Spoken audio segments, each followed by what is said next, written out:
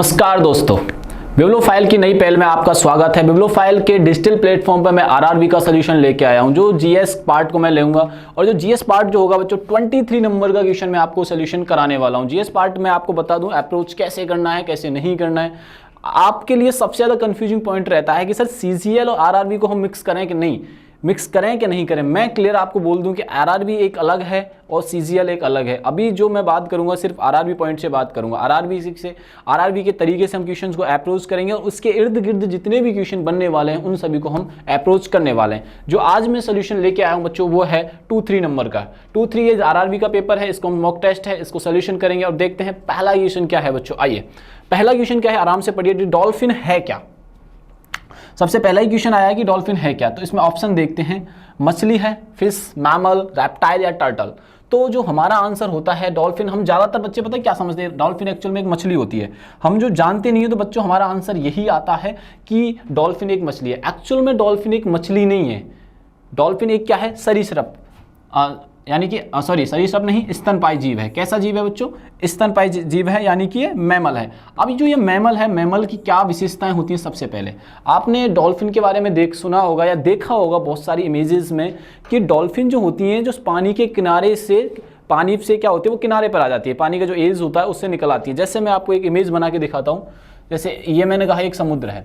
अब समुद्र है ना, डॉल्फिन हमेशा आपको किनारे पर ही मिलेगी। रीजन क्या है उसके पीछे? हम सिर्फ उसे देख लेते हैं, रीजन नहीं पता होता है। तो मैं आपको यहाँ से पहली चीज़ बताऊंगा कि स्तनपायी है, स्तनपायी। और अब मैं दूसरी चीज़ ये बता रहा हूँ कि यह क्यों रहती है। क्योंकि डॉल्फिन जो रहती है ना बच्चों, डॉल्फिन गलफड़ों से सांस नहीं लेती बल्कि फेफड़ों से सांस लेती है। डॉल्फिन क्या करती है? फेफड़ों से सांस लेता है। डॉल्फिन फेफड़ों से सांस लेती है। अब जब फेफड़ों से सांस लेगा या लेगी तो वो क्या करेगी बच्चों कि पानी के बाहर आना पड़ेगा। जैसे एज ए ह्यूमन अगर मुझे सांस लेना है तो मैं पानी या समुद्र, अगर पानी में तैर रहा हूँ या कुछ भी स्विमिंग कर रहा हूँ तो मैं उससे बाहर निकलना प्रेफर करूँगा कि भैया मैं समुद्र के किनारे पर था, समुद्र के किनारे पर हूँ, अगर मैं पानी में डूबा हुआ हूँ तो मैं सांस नहीं ले पाऊंगा और पानी के बाहर निकलूंगा तो मैं सांस ले पाऊंगा। तो इस वजह से जो डॉल्फिन होती हैं वो समुद्र के हमेशा किनारे पर या किसी सागर के, तालाब के किनारे पर ज़्यादातर मिलती हैं। अब डॉल्फिन समझ में आया, डॉल्फिन क्या फेफड़ों से सांस लेती हैं। अब दूसरी चीज़ मैं आपको बता दूं डॉल्फिन के बारे में, जो स्तनपायी जीव होते हैं उनका खून जो होता है बच्चों गर्म होता है। खून कैसा होता है बच्चों? गर्म होता है, एकदम खून गर्म होता है। ऐसे आप ह्यूमन अपना भी चेक कर सकते हैं, जैसे हम भी एक स्तनपायी जीव हैं तो हमारे अंदर भी खून कैसा पाया जाता है? एकदम गर्म पाया जाता है। तो इस क्वेश्चन का आंसर क्या होगा? स्तनपायी यानी एक मैमल है। और आप ज़्यादातर बच्चे क्या करते हैं, इसको मछली कर देते हैं। ऐसा आंसर हमें नहीं करना है। हमारा जो क्वेश्चन का आंसर हो जाएगा वो हो जाएगा स्तनपायी। अब आपको पता रहना चाहिए डॉल्फिन जो होता है फेफड़ों से सांस ना लेकर, सॉरी फेफड़ों से सांस लेता है, ना कि गलफड़ों से सांस वो लेता है। आइए नेक्स्ट क्वेश्चन पे चलते हैं। निम्न में से कौन सा अंतस्रावी एंडोक्राइन और बहिस्रावी ग्रंथि है, यानी एंडोक्राइन और एक्सोक्राइन जो ग्रंथि है हमारे बॉडी के अंदर कौन सी पाई जाती है?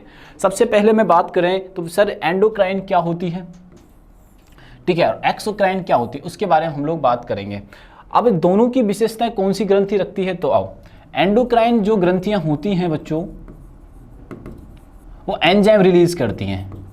क्या रिलीज करती हैं बच्चों? एंजाइम रिलीज करती हैं। और एंडोक्राइन हाँ, एक्सोक्राइन जो होती है बच्चों, मैं थोड़ा गलत बोल दिया, इसको मैं क्लियर कर देता हूँ, इसको थोड़ा क्लियर कर लेते हैं, उल्टा बोला है थोड़ा मैंने इसको। देखिए अपन बोल रहे हैं अंतस्रावी और बाह्यस्रावी ग्रंथि। अंतस्रावी जो ग्रंथि होती है बच्चों, अंतस्रावी ग्रंथियां क्या करती हैं? ये हार्मोन रिलीज करती हैं बच्चों। क्या रिलीज करती हैं? हार्मोन रिलीज करती हैं। अगर मैं बाह्यस्रावी ग्रंथियों की बात करता हूं तो बाह्यस्रावी जो ग्रंथि होती हैं, वो जो ग्रंथि होती हैं बच्चों वो क्या करती हैं? वो ग्रंथि करती हैं एंजाइम रिलीज। क्या करती हैं बच्चों? एंजाइम रिलीज करती हैं। ये बात आप लोग यहाँ से ध्यान रखना। जैसे मैं कहूँ हमारी बॉडी से पसीना निकल रहा है बच्चों, हमारी बॉडी से जो पसीना निकल रहा है तो वो किन ग्रंथियों का काम है? वो बाह्यस्रावी ग्रंथियों का काम है। अगर मैं बोलूँ पिट्यूटरी जो ग्रंथि, पिट्यूटराइन जो हार्मोन है पिट्यूटरी ग्लैंड से निकल रहा है तो वो किन ग्रंथियों में आता है बच्चों? अंतस्रावी ग्रंथियों में आता है। अब क्वेश्चन ये आता है कि इनमें से दोनों विशेषताएं कौन रखता है? कि भैया अंतस्रावी ग्रंथि की विशेषता रख रहा है और अंतस्रावी की भी रख रहा है, ठीक है। बाह्यस्रावी और अंतस्रावी की दोनों की जो विशेषता रखता है वो अग्न्याशय यानी पैनक्रियाज रखते हैं बच्चों। ये बॉडी की सेकंड ग्लैंड होती है जो सबसे बड़ी होती है, सेकंड ग्लैंड है जो सबसे बड़ी होती है पैनक्रियाज के मामले में, ठीक है। पैनक्रियाज दोनों टाइप के ही क्या करती हैं? एंडोक्राइन भी करते हैं और एक्सक्राइन ग्लैंड भी होती हैं। ये कौन सी होती है सर? पैनक्रियाज।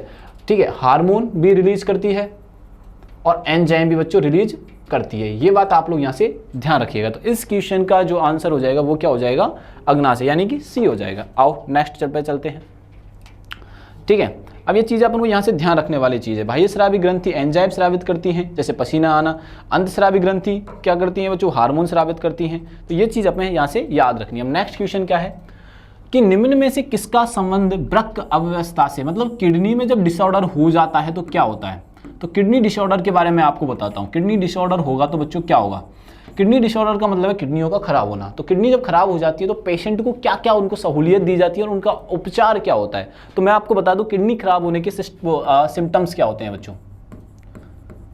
आपने देखो किडनी जब डिसऑर्डर होता है तो उसके सिम्टम्स क्या होते हैं। उसके डिसऑर्डर जो सबसे पहले होता है बच्चों, वॉमिटिंग होने लग जाती है, उल्टियां होने लगती हैं टाइम टू टाइम। ठीक है, दूसरा क्या रहता है सर, स्वेलिंग आने लग जाती है, सूजन आने लग जाती है पैरों पर, सूजन आने लग जाती है, सूजन आने लग लगती है। यूरिन में प्रॉब्लम होने लगती है बच्चों। किसमें प्रॉब्लम होने लगती है, यूरिन में प्रॉब्लम होने लगती है, सूजन आने लगती है, वोमिटिंग होने लगती है। एंड क्या बेचैनी होती है, नींद नहीं आती है, बेचैनी बॉडी में होने लगती है। तो इसका मतलब ये है कि सर आपकी किडनी खराब होने के संकेत आने लग गए। थकावट बहुत जल्दी होने लग जाती है। थकावट जब बहुत जल्दी होने लगती है तो आप समझिए कि किडनी होने के सारे सिम्टम्स होते हैं। अब किडनी खराब होने के बाद क्या होता है, तो बॉडी में बच्चों डायलिसिस किया जाता है। डायलिसिस, किडनी खराब होने का मतलब क्या, किडनी हमारे बॉडी में क्या काम करती है, हमारे ब्लड को साफ करती है। क्या करती है बच्चों, ब्लड को साफ करती है। ब्लड में जो गंदगियां होती हैं उनको मिलने से रोकती है। और ब्लड में गंदगियां मिलती जाएंगी तो हमें हर चीज़ की प्रॉब्लम होने लग जाएगी। हार्ट से रिलेटेड प्रॉब्लम हो सकती है, ठीक है, लीवर से रिलेटेड प्रॉब्लम हो सकती है, बहुत सारे बॉडी में सिम्टम्स पैदा होने लग जाते हैं। तो ऐसे ही करके तब ब्लड को साफ करने के लिए एक प्रोसेस किया जाता है जिसे अपोहन या डायलिसिस बोलते हैं। इसको क्या बोलते हैं बच्चों, डायलिसिस बोलते हैं। डायलिसिस किसी के हफ्ते में होती है, किसी के हफ्ते में 2 बार होती है, किसी के, जैसे आपने एक नाम सुना होगा परमानंद जी महाराज। परमानंद जी महाराज जो मथुरा के हैं, वो पिछले 18 सालों से उनकी किडनी खराब है, उनकी 18 सालों से किडनी खराब है। मैं एक चमत्कार भी मानता हूं कि कोई डायलिसिस पे बंदा 3 या 4 years, maximum 5 years, according to science. According to science क्या है बच्चों, 4 से 5 साल के अंदर वो 5 साल ही जी सकता है, लेकिन वो लास्ट 18 ईयर से कंटिन्यू जी रहे हैं।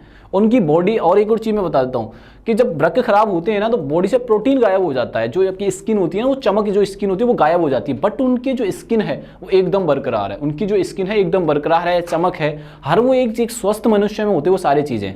बट ये साइंस का कोई चमत्कार ही मानिए या किसी ऊपर वाले का चमत्कार मानिए कि वो इतने अकॉर्डिंग टू साइंस इतना नहीं चल पाते। तो ब्लड को साफ करने के लिए जब किडनी डिसऑर्डर होता है तो व्यक्ति की डायलिसिस कराई जाती है बच्चों। क्या कराई जाती है, डायलिसिस कराई जाती है। ये बात यहाँ से ध्यान रखना। तो किडनी डिसऑर्डर के आपको ये सारे सिम्टम्स याद रखने, किसी को हो तो वो भी इनको आप समझ पाएं। ठीक है, आगे चलते हैं। नेक्स्ट आइए, एक रेसिंग कार चौड़े आधार और कम ऊंचाई के साथ बनाई जाती है ताकि उसका गुरुत्व केंद्र हो। अब कैसा होना, जैसे कोई आपने बहुत सारी लंबोर्गिनी देखी होगी, BMW देखी होगी, वो नीचे से नीची रहती हैं, नीचे जो उनका बैक रहता है नीचे और चौड़ा होता है। वो किन कारणों से रखा जाता है वो देखो।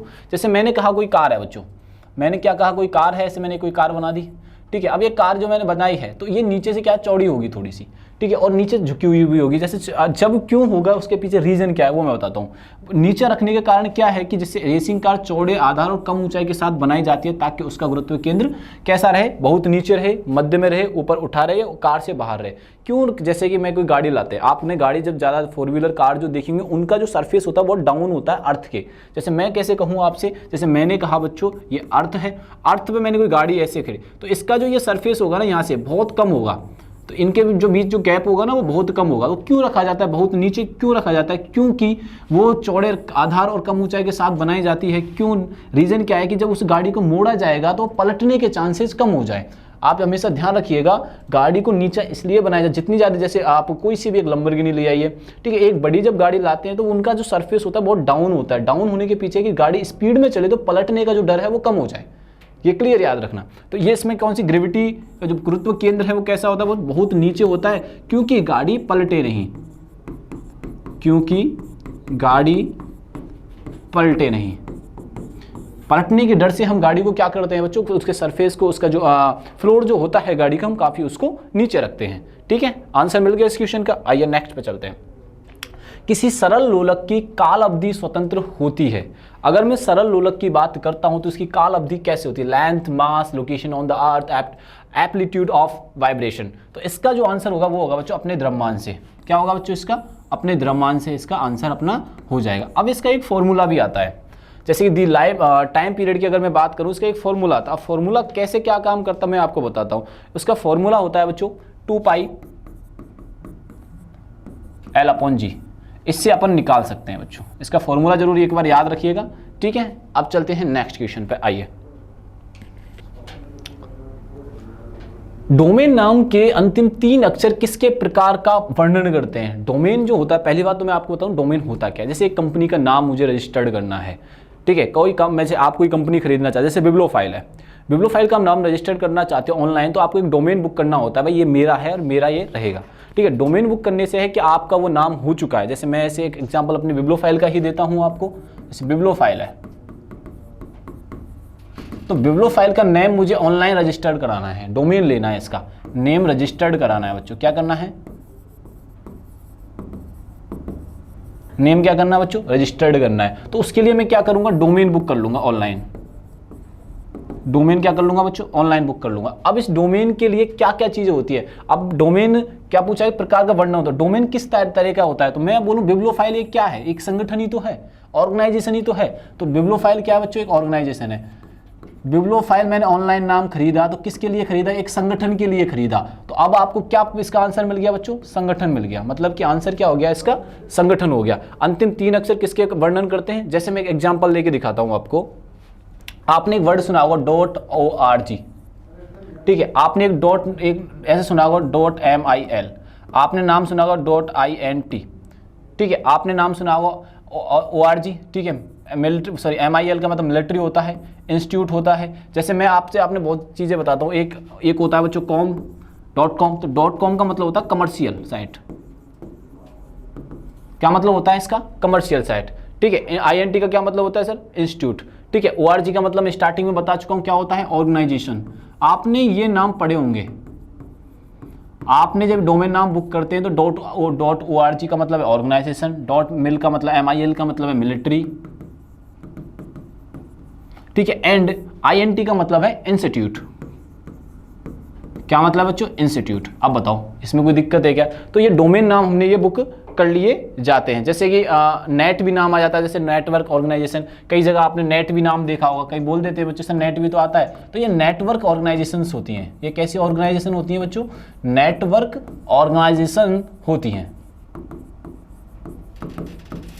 कैसा होता है बच्चों? नेटवर्क ऑर्गेनाइजेशन ये होती है। जैसे ये डोमेन नाम बुक है .rg, .mil, .int, .com, .net, तो ऐसे करके डोमेन नाम बुक कर लिए जाते हैं। जैसे मैंने बिब्लोफाइल कर लिया, बिब्लोफाइल मैंने परचेज कर रखा है, तो मैं उसका नाम यूज कर सकता हूं। ऐसे ही किसी का नाम यूज नहीं किया जा सकता है, परमिशन लेनी होती है। किसी ने कहीं वो परचेज तो नहीं कर रखा, तो ऐसे कहीं बहुत सारी चीज़ें इन्फॉर्मेशन का ध्यान रखना होता है। इन्फॉर्मेशन क्या होती है बच्चों? ध्यान रखना होता है। जैसे बिब्लोफाइल का नाम परचेज किया तो किसी और ने कर रखा होता तो गड़बड़ हो जाती भैया। अगर बिब्लोफाइल का नेम किसी और ने परचेज कर रखा होता, जब हमसे उसे लेते तो वो पैसे लेता उस चीज़ के। अब वो मन मर्जी से किसी ने उसकी कुछ चीज़ है तो खुद अपने पास ही रखता, कितने पैसे में सेल कर रहा है वो उसके ऊपर डिपेंड करता है, ठीक है। डोमेन नाम का मतलब होता है एक नाम होता है पर्टिकुलर साइट की दुनिया में, सर्वर की दुनिया में, नेट की दुनिया में, ठीक है। आगे चलें, ये क्लियर हो गया संगठन होता है। चलिए आगे चलते हैं।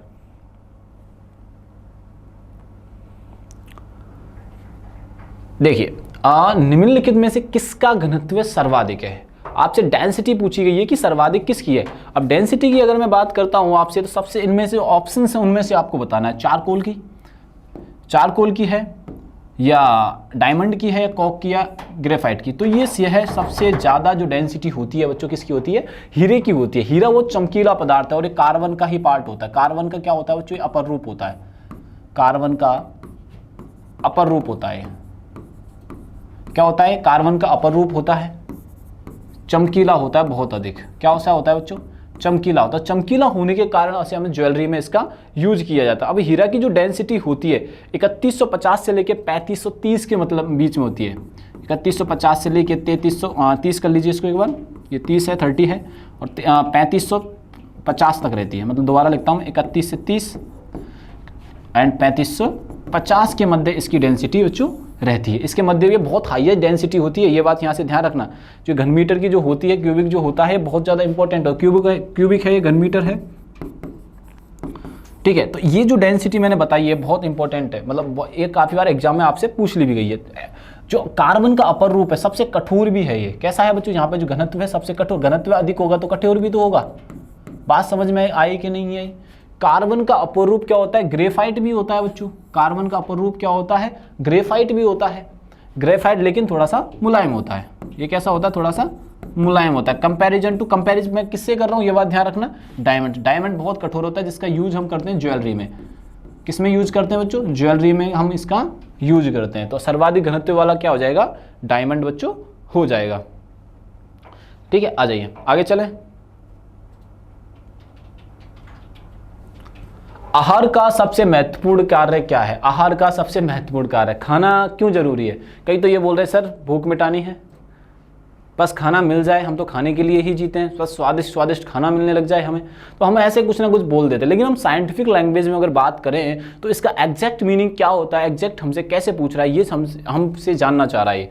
तो ऊर्जा प्राप्त करना हमारा लक्ष्य है, क्षुधा शांत करना है, सेटिस्फाई हंगर यानी जो हमारी भूख है उसको शांत करना है, शरीर की वृद्धि में मदद करना है, या स्वाद का आनंद लेना है। देखो कई तो ये सर भैया हमें तो इसलिए बॉडी बनानी है, हम जिम जा रहे हैं इसलिए हम अच्छा खा रहे हैं। कई ये सोचते सर हमें तो भूख मिटानी है, कुछ भी दे दो कोई मतलब ही नहीं है हमें तो। और कई ऐसे सोचते बस भूख का हमें तो आनंद लेना है। लेकिन एक्चुअली में इनका जो आंसर आता है वो आता है एनर्जी के लिए। हमारे अंदर ऊर्जा होनी चाहिए तभी तो हम ये सारे काम कर पाएंगे। तो जो भोजन का मेन टारगेट है हमारे अंदर एनर्जी का होना, एनर्जेटिक बने रहना। एनर्जी रहेगी तो हम सारे काम कर पाएंगे। भूख भी खाना खाना भूख भी शांत हो जाएगी, शरीर की वृद्धि भी होगी। अगर आप अच्छे मिनरल्स खाएंगे, अच्छी जो बॉडी के लिए फायदेमंद है, कार्बोहाइड्रेट हुआ, प्रोटीन हुआ, अलग अलग जो मिनरल्स हैं वो खाएंगे तो ऑटोमेटिक बॉडी ग्रो करेगी।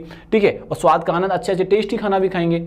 अब लेकिन इनका फाइनल रिजल्ट जो आएगा वो फाइनल रिजल्ट है ऊर्जा प्राप्त करना। भोजन का जो फाइनल रिजल्ट है भैया, फाइनली हम ऊर्जा प्राप्त करना चाहते हैं और ऊर्जा हमें नहीं मिल रही है, और हम जितना काम कर रहे हैं उतनी ऊर्जा हमें नहीं मिल पा रही है, तो हमारी बॉडी का धीरे धीरे क्षय स्टार्ट हो जाएगा। उसमें क्या होगा, धीरे धीरे उसका ऐसे जैसे बोलते हैं ना एनर्जी डाउन होना। ठीक है, हमारे बॉडी के जो बोन्स हैं उनमें प्रॉब्लम आना ना, क्योंकि हम काम तो कर रहे हैं 8 से 10 घंटे पर डे, हमें जितनी कैलोरीज की आवश्यकता उतनी कैलोरीज हम नहीं ले रहे हैं, तो हमारी बॉडी का धीरे धीरे क्षय होने लग जाएगा। बात समझ में आएगी नहीं? ठीक है, हमारा वेट लूज होने लग जाएगा, धीरे धीरे बीमारियां हमें घेरने लग जाएंगी। हमारे मुंह, फेस, जैसे फेस हुआ, अपने बॉडी हुई, उनके अंदर अलग अलग रिएक्शन होने लग जाएंगे। तो इस वजह से हमें एक अपने जिस हिसाब से अपन कार्य करते हैं उस हिसाब से भोजन भी करना है और एनर्जी भी बनाए रखनी है। ठीक है, एनर्जी बनाने के लिए भोजन करना हमारा जरूरी है। तो इस क्वेश्चन का जो फाइनल आंसर हो जाएगा गेट एनर्जी। ठीक है, आइए, किस नदी के ऊपर बाखड़ा नागल बांध निर्मित है? बाखड़ा नागल आपको मैं बता दूं, बाखड़ा और नागल दो अलग अलग हैं। ठीक है, ये राजस्थान, हरियाणा, हिमाचल, ठीक है, पंजाब का भी कुछ हिस्सा आता है, पंजाब को भी इंपॉर्टेंट है, पंजाब को भी हेल्प करता है। लेकिन अब मैं 4 राज्यों के ही नाम लूंगा क्योंकि चारों राज्यों को इससे फायदा होता है। इसकी जो बनावट है, इसका बनाना जो प्रारंभ होता है 1948 में होता है। इसे पूरे 15 साल लगते हैं बाखड़ा नागल बांध बनने में। ये जो परियोजना है, मतलब ये बाखड़ा नागल ये परियोजना है। बाखड़ा नागल जो बनने, पहले ये बता दूं कि बाखड़ा नागल बांध अलग अलग है बच्चों, बाखड़ा और नागल अलग है। इसकी जो निर्मित होना प्रारंभ जो हुआ था वो 1948 में हुआ था। कब हुआ था? हमारे देश 1947 में आज़ाद होता है, 1947 के आज़ाद होने के अगले साल ही 1948 में से बनना प्रारंभ हो जाता है। ये हमारे देश के लिए ना बहुत बड़ी योजना थी उस टाइम पर कि हमारा देश ढंग से आज़ाद नहीं हुआ था, इलेक्शन नहीं हुए थे, तो हमारे लिए बहुत ऐसी अपॉर्चुनिटी थी, अपन क्या निर्माण कर रहे हैं। जब ये 15 साल बाद 1963 में जब बनकर रेडी होता है बच्चों, कब रेडी होता है ये? 1963, इसको सही लिखते हैं, ये 1963 में जब रेडी होता है, यानी 15 ईयर्स लग जाते हैं इसको बनने में। तो उस 1963 में भारत के प्रथम प्रधानमंत्री पंडित जवाहरलाल नेहरू इसे भारत को हैंड ओवर करते हैं और कहते हैं कि हमने कुछ अचीवमेंट किया। उनके एक बहुत बड़ी अचीवमेंट के तौर पे ये बाखड़ा नागल परियोजना थी बच्चों। तो 1963 में पंडित जवाहरलाल नेहरू ने ये पूरे देश को सौंपा था। ठीक है, और 1964 में पता है ये क्या हो जाता है आपको? तो पंडित जवाहरलाल नेहरू ने 1963 में बाखड़ा नागल बांध भारत को सौंपा। अब बाखड़ा नागल बांध के और क्या यूजेज होते हैं ये आपको यहां से ध्यान रखना है। बाखड़ा नागल बांध ये पता रहना चाहिए कि भी कहां पे है और कैसे है। ठीक है, आइए अब एक चीज़ और मैं बता दूं, एक और जो बेनिफिट जो होता है बाखड़ा, ये इससे बिजली निर्मित की जाती है 1325 मेगावाट। कितनी निर्मित की जा रही है बच्चों? 1325 मेगावाट निर्मित की जाती है। लेकिन सर ये है कहाँ, ये तो बताओ। अब इससे और किन किन को फायदा मिल रहा है वो भी बताता हूं मैं। हरियाणा को फायदा मिलता है बच्चों, किन राज्यों को फायदा मिलता है? हमारे राजस्थान को फायदा मिलता है, पंजाब को फायदा मिलता है, और हिमाचल को तो मिलता है कि हिमाचल पे ये बॉर्डर पे एकदम स्थित है बच्चों। अब नदी कौन सी है? तो अब नदी आपको क्लियर हो गई होगी, सतलज। और सतलज जो नदी है वो सिंधु नदी की क्या है? सहायक नदी है। सतलज नदी की क्या है बच्चों? ये सहायक नदी है। ये बात आपको क्लियर होना चाहिए। तो ये जो भाखड़ा नागल बांध परियोजना है किस नदी पर है? सतलज नदी पर। और सतलज नदी किसकी सहायक नदी है? तो ये है इंडस की, यानी कि सिंधु की नदी की है, इंडस नदी की है। ये बात आप लोग यहाँ से ध्यान रखना। पंचनद कहा जाता है, 5 सहायक नदियां इंडस की, इन्हीं के नाम पर पंजाब का नाम पड़ा है।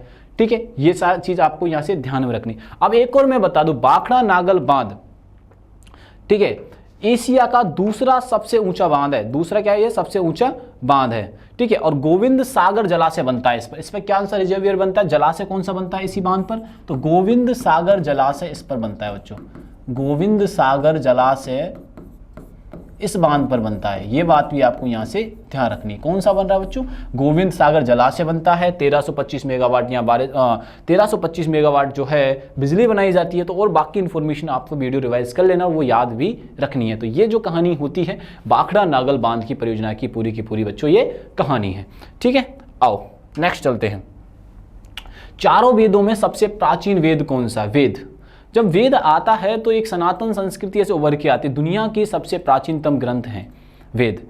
और वेदों में कुछ ऐसी चीज़ें लिखी है, जैसे मैं आपको छोटा सा एग्जांपल देता हूं, घरों में जब मंत्र पढ़े जाते हैं, भजन जब किए जाते हैं, तो वो वेदों से लिए जाते हैं बच्चों। कहाँ से लिए जाते हैं? वेदों से। जैसे मैं वास्तुशास्त्र की आपसे बात करता हूँ तो वेदों से ही लिए जाते हैं। वास्तुशास्त्र के कौन सी कहाँ बननी चाहिए, कैसे बननी चाहिए, अगर कोई हम प्रॉब्लम में है तो हमें कौन से मंत्र का जाप करना चाहिए, कौन से भजन का जाप करना चाहिए, तो उस तरीके से ये वेद बनाए गए। वेद जो है, मैं अगर ऋग्वेद पर्टिकुलर की बात करता हूँ या सभी वेदों की बात जब करता हूँ तो ये संस्कृत लैंग्वेज में है। संस्कृत लैंग्वेज जननी कहा जाता है ऑल लैंग्वेजेस की। ठीक है, तो अब आओ इसके पॉइंट की बात करते हैं। तो सबसे प्राचीन वेद, ऑप्शन में तो चारों वेद दिख रहे हैं, लेकिन सबसे प्राचीन वेद कौन सा है बच्चों? ऋग्वेद है। कौन सा वेद है? ऋग्वेद, ऋग्वेदु। अब सबसे प्राचीन वेद है ऋग्वेद। अब ऋग्वेद की जब बात आती है तो सबसे पहले मन में यही आता है, ऋग्वेद का मतलब क्या है? स्तुति ज्ञान। स्तुति ज्ञान, तो स्तुति ज्ञान का मतलब क्या है बच्चों? ऋग्वेद है। ऋग्वेद का मीनिंग क्या है? स्तुति ज्ञान है। ये बात आप लोग यहां से ध्यान में रखना है। अब इसमें श्लोक हैं बच्चों, श्लोकों का जाप किया जाता है। मैंने अभी बताया आपको, श्लोक हैं इसमें 10,600 श्लोक। कितने बच्चों? 10,600। बात समझ में आई कि नहीं है? अब इसके खंड हैं, सूक्त हैं। सूक्त हैं इसमें 1028। कितने हैं बच्चों? और खंड कितने हैं बच्चों? इसके खंड हैं बच्चों इसमें 10। श्लोक हैं 10,600, सूक्त हैं 1028 और खंड कितने हैं बच्चों? इसमें 10। अब आप सोचिए कि इतनी सारी चीजें इसमें मेंशन है तो ये कितना बड़ा रहा होगा, ये कितने बड़ा रहा होगा, कितना इंपॉर्टेंट रहा होगा। एक और चीज मैं आपको बता दूं ये चीज के बारे में। ठीक है, इसमें भजन के बारे में भी लिखा हुआ है, इसमें मंत्र जाप भी है इसके अंदर। क्या है बच्चों? मंत्र जाप भी है। और एक इंपॉर्टेंट चीज, योग के बारे में भी जानकारी देता है। योग, आप पूछे कि भैया योग के बारे में कौन सा ग्रंथ जानकारी देता है, कौन सा वेद ज्ञान देता है, तो योग के बारे में कौन ज्ञान देता है बच्चों? तो योग के बारे में आपको बता रहा होता है ऋग्वेद। आपने सर ये तो सुना कि 4 वेद, मैं बोल रहा हूं 5वां वेद भी होता है। बोले सर क्या मजाक कर रहे हो? हाँ जी, 5वां वेद होता है। 4 वेदों के बारे में हमने पढ़ा। तो एक वेद पढ़ा हमने ऋग्वेद, सामवेद, यजुर्वेद और अथर्ववेद। पंचम वेद नाट्य शास्त्र को कहा जाता है, जो किसने लिखा था? भरत मुनि ने। पंचम वेद जो कहा जाता है, 5th वेदा जो कहा जाता है बच्चों, 5th वेदा। 5वां वेद किसे कहा जाता है? नाट्य शास्त्र को कहा जाता है बच्चों। किसे कहा जाता है? नाट्य शास्त्र को कहा जाता है। और नाट्य शास्त्र लिखने वाले व्यक्ति कौन थे बच्चों? तो नाट्य शास्त्र लिखने वाले व्यक्ति थे भरत मुनि। कौन थे बच्चों? नाट्य शास्त्र लिखने वाले जो व्यक्ति थे वो भरत मुनि थे। ये बात यहां से ध्यान रखना कि सबसे प्राचीन जो वेद है वो ऋग्वेद है। ठीक है, आइए नेक्स्ट क्वेश्चन पर अपन चलते हैं। साधारणतः खाने में प्रयुक्त होने वाला नमक सोडियम क्लोराइड होता है। बेकिंग सोडा क्या होता है? सोडियम बाइकार्बोनेट होता है। मीठा खाने का सोडा होता है। इसमें क्या है, ठीक है। इसके बहुत सारे यूज होते हैं। इसका आंसर हो जाएगा सोडियम बाइकार्बोनेट। सोडियम बाइकार्बोनेट को हम मीठा सोडा भी कहते हैं। Sodium bicarbonate, sodium bicarbonate, sodium bicarbonate क्या कहते हैं बच्चों, मीठा सोडा भी कहते हैं। आपने देखा होगा घरों में इसका बहुत यूज किया जाता है, जैसे अपन चूरमा बनाते हैं, दाल बाटी में यूज किया जाता है। तो ऐसे करके बहुत सारे खाने वाली चीज़ों में इसका यूज किया जाता है। बैक्टीरिया को मारने के लिए भी इसका यूज किया जाता है। तो हम यहाँ पे नमक सोडियम क्लोराइड यानी कि सोडियम बाइकार्बोनेट, ये आप लोग यहाँ से ध्यान रखना बच्चों, ठीक है। आओ नेक्स्ट चलते हैं। The Shanti Swarup Bhatnagar award are given for. अगर मैं आज के पॉइंट ऑफ व्यू से बात करता हूँ इस अवार्ड के बारे में, तो किसी एक पाकिस्तानी ने दिया था। आपको इमेजिन नहीं होगा कि जो शांति स्वरूप जो भटनागर जी थे वो कहाँ रहा करते थे। शांति स्वरूप भटनागर जी पाकिस्तान, अभी करंट में शाहपुरा में रहते, तो शाहपुरा जो जगह है वो अभी पाकिस्तान में है। तो ये साइंटिस्ट थे शांति स्वरूप भटनागर जी। पहले इनके बारे में बात कर रहा हूँ, शांति स्वरूप कौन है, इनके बारे में आगे बात चीज़ अलग होगी। पहले शांति स्वरूप जो भटनागर जी, उनके बारे में बात कर लेते हैं बच्चों। शांति स्वरूप भटनागर, शांति स्वरूप भटनागर जी, इनका जन्म होता है वर्तमान के अनुसार पाकिस्तान में होता है बच्चों। वर्तमान के अनुसार इनका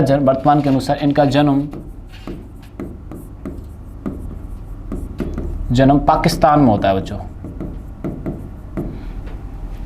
इनके बारे में क्यों इतना बता रहा हूं कि जब ये पैदा होते हैं तो इनकी 8 महीने के जब होते हैं ना, इनकी फादर की डेथ हो जाती है। तो अपने नानी मामाओं के यहाँ पलते हैं। तो एक बात सोचिए कि जो इनका फादर नहीं है, जैसे आज के टाइम पे लोग एक्सक्यूज़ देने लग जाते हैं कि भैया कि मेरे फादर नहीं है तो मैं ये काम नहीं करूँगा, मेरे फादर नहीं है तो ये नहीं करूँगा। लेकिन शांति स्वरूप भटनागर जी, इनको मैंने अभी भटनागर जी के नाम से बुलाने वाला हूँ, संबोधित करने वाला हूँ। भटनागर जी हैं, उनके फादर की डेथ जब हो जाती है तब वो 8 मंथ के होते हैं और बड़े होते होते इंडिया के बहुत बड़े साइंटिस्ट बनते हैं। और उन्हीं के नाम से साइंस की दुनिया में, भारत में सबसे बड़ा अवार्ड दिया जाता है। आप ये सोचिए ये चीज़ कि एक 8 महीने के बच्चे के फादर छोड़ के चले गए और उसके बाद ये अपने आप को डेवलप कर रहा था। इनसे मोटिवेट होने की बहुत सारी चीज़ें हमें सीखनी चाहिए इनसे, ठीक है। तो इनके पाकिस्तान होता भी करंट के अनुसार, तभी 8 महीने के होते हैं, इनके फादर चले जाते हैं। अपना जो इनकी परवरिश जो होती है नानी मामा या दादा और नानी मामाओं के यहाँ पे होती है, और ये बाद में जाके बहुत बड़े भारत के साइंटिस्ट बनते हैं। और इन्हीं के नाम से कौन सा अवार्ड दिया जाता है, इसमें से ऑप्शन में आपसे बताता हूँ। विज्ञान में उत्कृष्ट योगदान के लिए यह पुरस्कार दिया जाता है। ये किसको दिया जाता है बच्चों, विज्ञान में उत्कृष्ट योगदान के लिए दिया जाता है। और शांति स्वरूप भटनागर पुरस्कार जब पहली बार प्रारंभ किया गया था बच्चों, वो प्रारंभ किया गया था 1958 में। कब प्रारंभ किया गया था बच्चों, 1958 में किया गया था। और अभी क्या चल रहा है बच्चों, 2024 चल रहा है। ये बात आप लोग यहाँ से ध्यान रखना। जो पहले व्यक्ति थे वो थे श्रीनिवास कृष्णन। 1958 में जिसको मिला वो थे श्रीनिवास कृष्णन। पहले व्यक्ति जिन्हें ये अवार्ड मिला वो थे श्रीनिवास कृष्णन थे। अब कृष्णन के बारे में बता दूं, 1958 में इनको अवार्ड मिल जाता है। इनके जो गुरु थे वो सीवी रमन थे। इनके गुरु कौन थे बच्चों, सीवी रमन। और सीवी रमन के बारे में तो बहुत अच्छे से आप लोग जानते ही हो। इनके सीवी रमन के बारे में आप जानते ही हो, तो आप एक, ठीक है, ये सब चीज़ें याद रखिए। 1958 में पहला जो व्यक्ति होता है। अब 2023 में किसको मिला है बच्चों, 2023 में प्रशांत शर्मा को मिला है।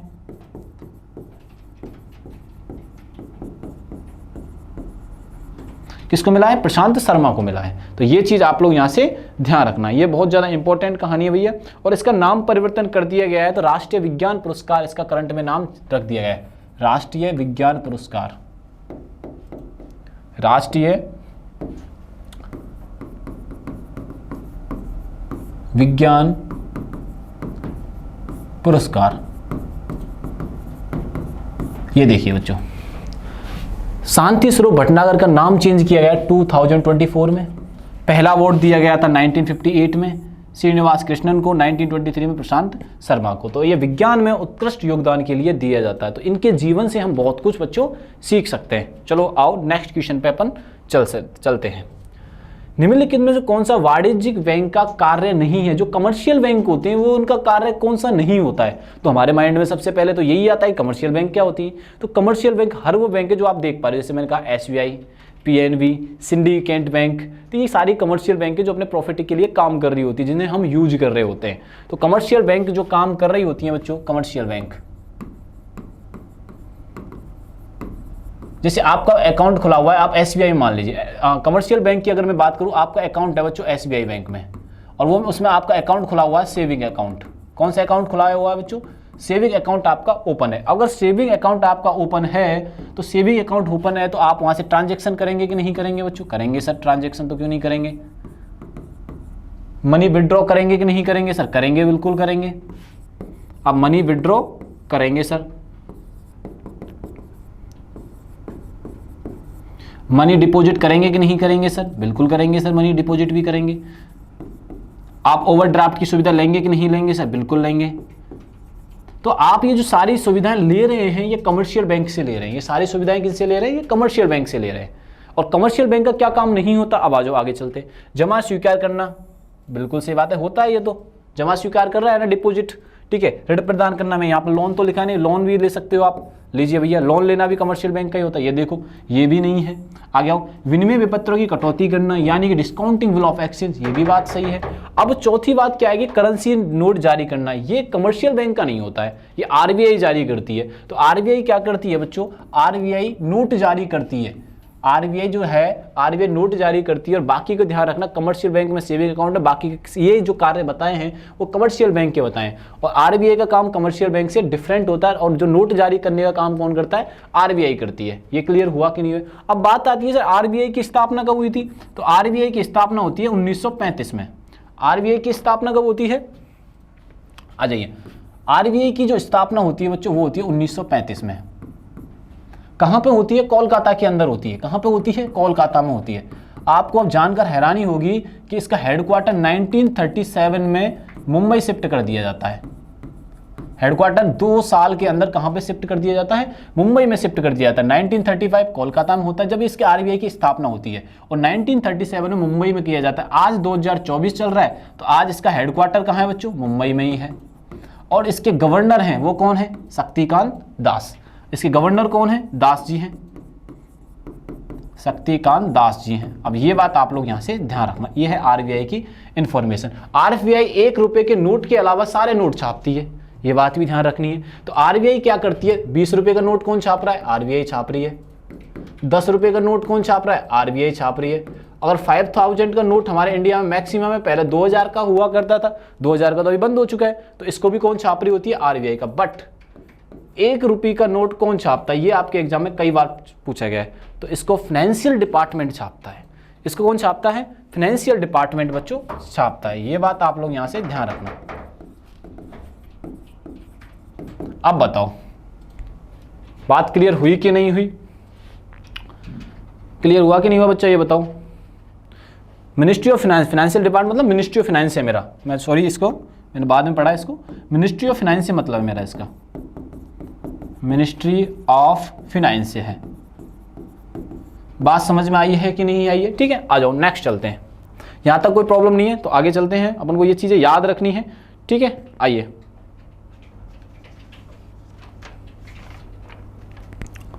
नेक्स्ट क्वेश्चन देखते हैं। सरकार के बजट में ब्याज की अदायगी मद है। In the government budget interest payment is an item. Interest को किस तरीके के एक्सपेंसेस में काउंट किया जाता है? जैसे मैं आपको बताता हूं, मैंने कहा असेट। सर असेट क्या है? सर लायबिलिटीज क्या है? ये कुछ टर्म मैंने बताई आपको। असेट का मतलब हिंदी की मैं बात करूं, हिंदी मीडियम वाले बच्चों के लिए, तो यह संपत्ति जो आपके पास अवेलेबल है। लायबिलिटीज का मतलब होता है बच्चों दायित्व, मतलब हमें किसी को कुछ दायित्व है, हमें कुछ चुकाना है। मेरा दायित्व है, किसी का मैंने उधार ले रखा है तो उसको चुकाना है। अब मैं सर इसमें क्या बोल रहा हूं कि भैया इंटरेस्ट पेमेंट किया मैंने, इंटरेस्ट पेमेंट किया तो इसका मतलब मैंने लोन लिया होगा, इंटरेस्ट उसी का तो पे किया है। इंटरेस्ट पेमेंट किया है तो किस लिए पेमेंट किया है? इंटरेस्ट पेमेंट इसलिए किया है कि मुझे लोन लिया है मैंने। इंटरेस्ट लोन पे तो होता है, लोन पर होता है बच्चों। और लोन किसी के बिजनेस के लिए लगा है।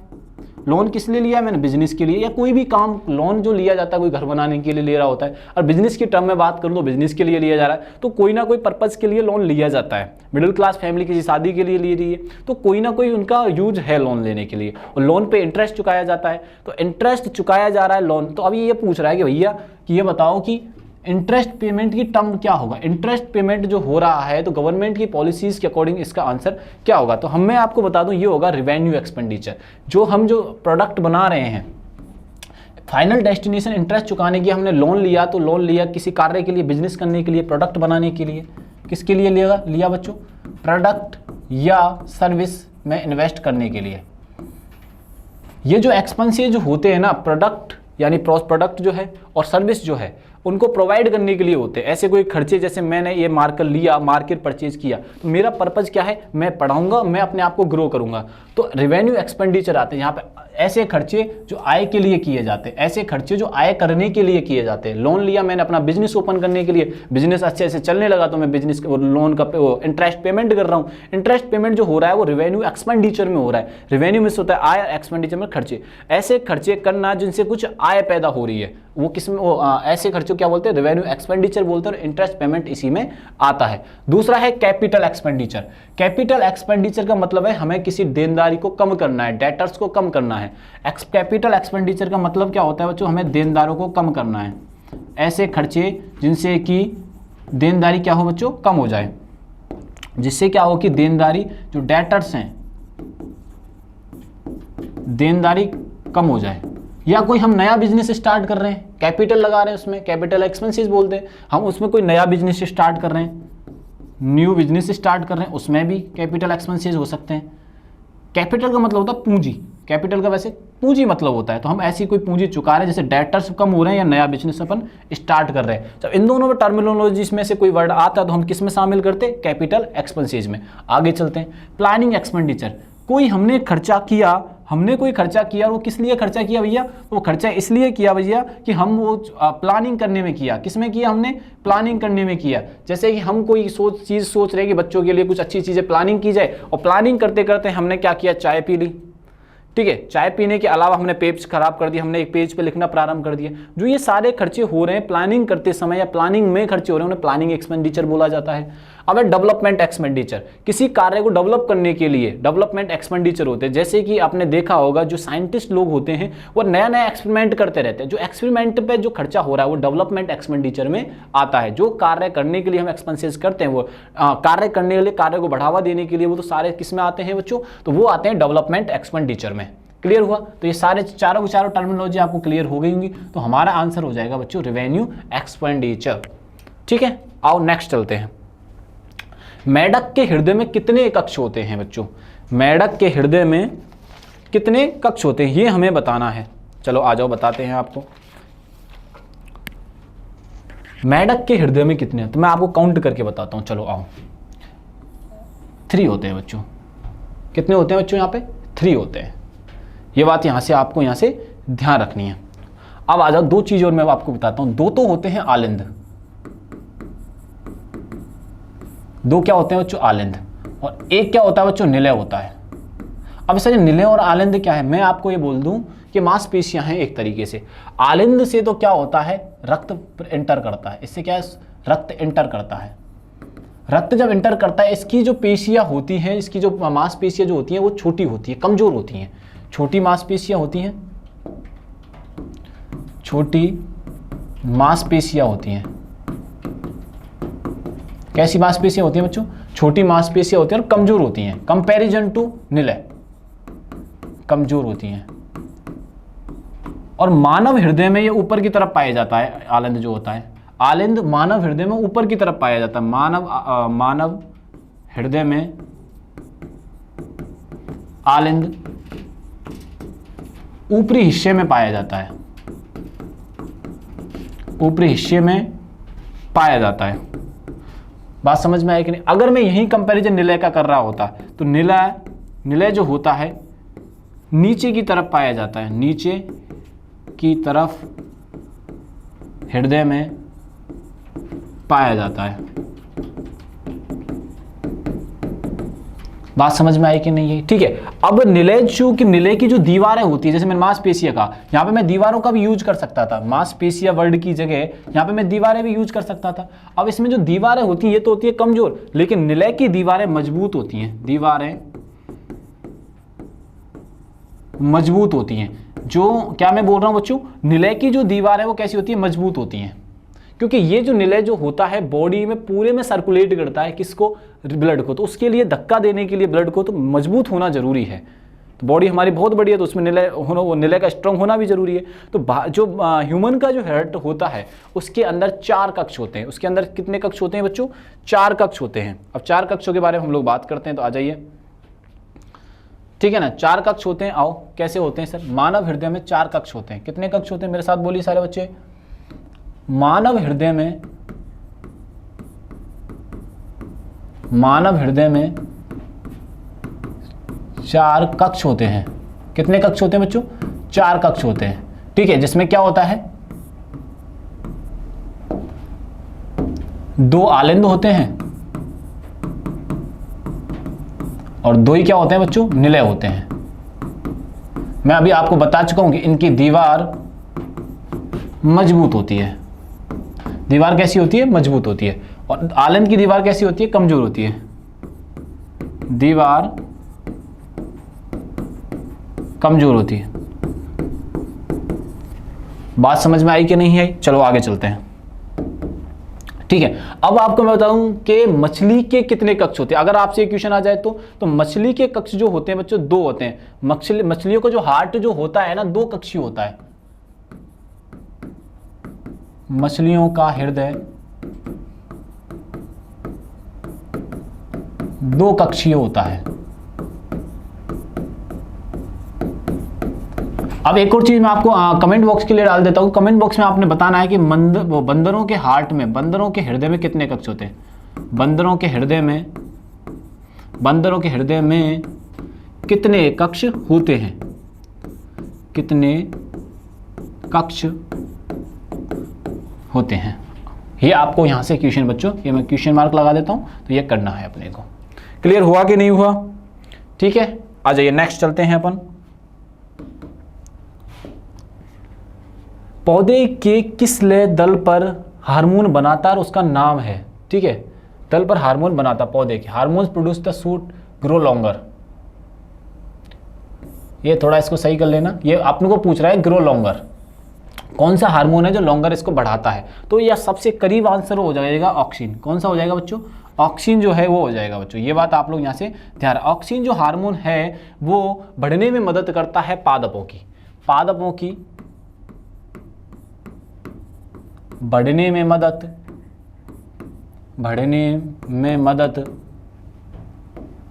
करता है, बढ़ने में मदद करता है। कौन करता है सर, ऑक्सीन करता है बच्चों।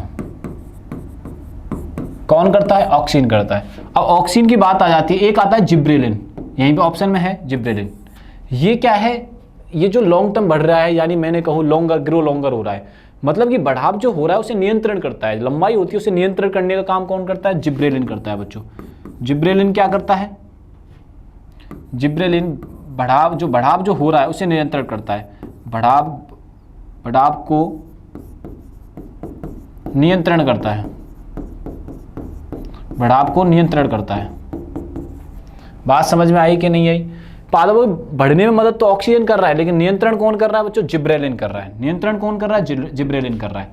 अब एक दूसरी चीज और आपसे यहां से मैं पूछता हूं, दूसरी चीज क्या पूछ रहा हूं बच्चों कि सर जाइलम का नाम सुना हो, एक उत्तक टिश्यू होता है। जाइलम जो होता है ना, जल को कंडक्शन करने में काम आता है। किसको काम आता है सर, जल को। और जो फाइलम होता है, फ्लोएम से, फाइलम नहीं फ्लोएम, फ्लोएम जो होता है पादपों में भोजन का काम करता है, पादपों में पहुंचाने का क्या काम करता है, भोजन का। अगर फ्लोएम से याद रखोगे फूड, और जल से जाइलम याद रखोगे जल से, ठीक है। और जिब्रेलिन क्या कर रहा है, नियंत्रण कर रहा है। तो ये बातें हमें यहाँ से ध्यान रखनी है। तो ऑक्सीन हमारा आंसर हो जाएगा, ठीक है। आ जाओ, चैनल को लाइक कमेंट करना शेयर करना मत भूलना भाई। सब चीज़ें शेयर करनी, आपको अच्छा लग रहा है तो शेयर करो इस चीज़ को। मैं नॉलेज बहुत सारी दे रहे हैं यहाँ पे, ठीक है। आओ, ऊर्जा के अधिकतर स्रोत जो हम प्रयोग करते हैं, सौर ऊर्जा के विभिन्न भंडारित रूप हैं। निम्न कौन सौर ऊर्जा का व्युत्पन्न नहीं है, कौन सा सौर ऊर्जा से संबंध नहीं रखता है। मैं बता दूं, हमारा एनवायरनमेंट है, एटमॉस्फेयर है, अर्थ है, उसमें ज़्यादातर जो एनर्जी हमें मिल रही है वो कहीं ना कहीं सौर ऊर्जा से मिल रही है। अगर मैं नाभिकीय ऊर्जा को मैं छोड़ देता हूं, तो नाभिकीय ऊर्जा को छोड़ के ओवरऑल जितनी ऊर्जा हमें मिल रही है, एनर्जी जो मिल रही है, वो सूर्य के माध्यम से ही हमें मिल रही है। सूर्य में आपको एक इन्फॉर्मेशन के लिए बता दूं, सूर्य एक तारा है, नॉट ए प्लैनेट। ये क्या है बच्चों, एक तारा है। तारा हमें एनर्जी दे रहा है, ऊष्मा दे रहा है। तो अब यहाँ पे पूछा गया है कि भूगर्भीय सौर ऊर्जा से रिलेटेड व्युत्पन्न नहीं है, तो वो आंसर होगा नाभिकीय ऊर्जा, न्यूक्लियर एनर्जी, या जैव पिंड या पवन ऊर्जा, भूगर्भीय ऊर्जा। बात समझ में आई कि नहीं आई, इतनी सी पहले मेरे को बताओ आप लोग। ठीक है, फिर अब चलते हैं आगे। ठीक है, अब आओ आगे। नाभिकीय जो न्यूक्लियर एनर्जी है वो सूर्य से ज्यादा संबंध नहीं रखती है।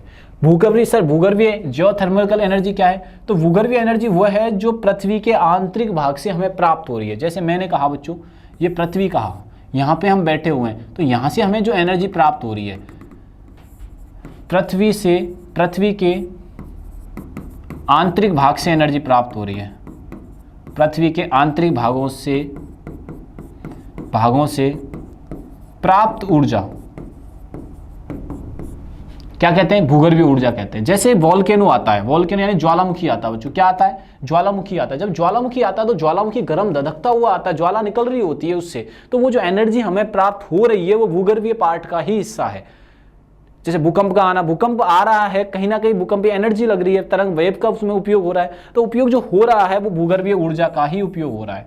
तो ये सौर ऊर्जा का इसके से कोई संबंध नहीं है। पवन ऊर्जा पवन चक्कियों से प्राप्त होती है। पवन ऊर्जा कहां से आती है, पवन चक्कियों से आती है। ठीक है, अब दूसरा है जैव विंड यानी बायोमास। बायोमास बनाया जाता है जैसे गोबर से, सली गड़ी चीजों से, सली गड़ी जो चीजें होती हैं उनसे। जैसे मैं कहूं जानवरों का गोबर, या कोई सड़ गई चीजें हैं, सड़ी गली चीजों से, तो इसका जो सबका वो निचोड़ जो आता है वो नाभिकीय ऊर्जा, एटॉमिक जो एनर्जी होती है वो सूर्य से संबंधित नहीं रखती है। तो आपको आंसर यहां से क्लियर हो गया होगा। इस क्वेश्चन का जो आंसर हो जाएगा बच्चों, वो आंसर हो जाएगा सी आंसर। ठीक है, आइए नेक्स्ट चले। आओ, सबसे पहले रेडियो सक्रियता शब्द प्रयोग किसने किया था। रेडियो सक्रियता यानी रेडियो एक्टिविटी सबसे पहले कौन बताता है। आपसे पूछा गया रेडियो एक्टिविटी किसने यूज किया। जैसे तुम्हारा नाम यूज किया होगा कभी, बोला कब तुम्हारा नाम किसने रखा, बोला पंडित जी ने रखा, बोला मम्मी पापा ने रखा, बोला दादाजी ने रखा। तो सबका अलग अलग, लेकिन रेडियो एक्टिव सबसे पहले नाम किसने दिया था, तो ये सबसे बड़ा मुद्दा आता है। तो रेडियो एक्टिव जो सबसे पहले नाम दिया वो मैरी क्यूरी ने दिया था। मैडम क्यूरी ने या मैरी क्यूरी ने दिया था। कई लोग इन्हें मैडम क्यूरी बोल देते हैं, मैरी क्यूरी बोल देते हैं, लेकिन हम इन्हें मैरी क्यूरी बोलेंगे बच्चों। तो किसने नाम दिया था, मैरी क्यूरी ने पहली बार रेडियो सक्रियता या रेडियो एक्टिविटी का नाम दिया। ठीक है, अब मैरी क्यूरी है कौन। मैरी क्यूरी वह महिला है जिन्होंने नोबेल पुरस्कार सबसे पहले जीता 1903 में केमिस्ट्री में, फिर 1911 में फिजिक्स में। तो एकमात्र ऐसी महिला जिन्होंने फिजिक्स और केमिस्ट्री में नोबेल प्राइज जीत रखा है। अब ये नोबेल प्राइज क्या है, दुनिया का सबसे बड़ा सिविलियन प्राइज है, सबसे ज्यादा प्राइज होती है इसलिए सबसे बड़ा है। तो ये मत सोचना कुछ अलग ही होता है। अपने भारत वाला ऐसा काम नहीं करते। टाटा कंपनी ऐसा करे कि भैया सबसे महंगा अवार्ड खुद के नाम से बना ले, Tata award, Tata civilian award. जैसे हमारे यहाँ पे भारत रत्न दिया जाता है, पद्मश्री दिया जाता है, पद्म विभूषण दिया जाता है, पद्म भूषण दिया जाता है। तो ऐसे करके नोबेल ऐसा प्राइज है जो वर्ल्ड में सबसे क्लीनेस्ट है और सबसे हाईएस्ट है, हाईएस्ट सिविलियन पुरस्कार है इसमें, क्योंकि प्राइज मनी सबसे ज्यादा मिलती है। ये स्वीडन में दिया जाता है। ठीक है, शांति का दिया जाता है ओस्लो में। ठीक है, नॉर्वे की कैपिटल है ओस्लो, उसमें दिया जाता है। और वैसे अगर 5 अवार्डों की मैं बात करूं तो ये दिया जाता है स्वीडन के अंदर, स्वीडन की कैपिटल स्टॉकहोम में। आओ अब मैरी क्यूरी के बारे में बात करते हैं। रेडियो सक्रियता अवार्ड किसने दिया, मैरी क्यूरी ने दिया। मैरी क्यूरी के बारे में आपको बहुत इंटरेस्टिंग फैक्ट बताने वाला हूं बच्चों। मैरी क्यूरी कौन सा वर्ड दिया, रेडियो सक्रियता।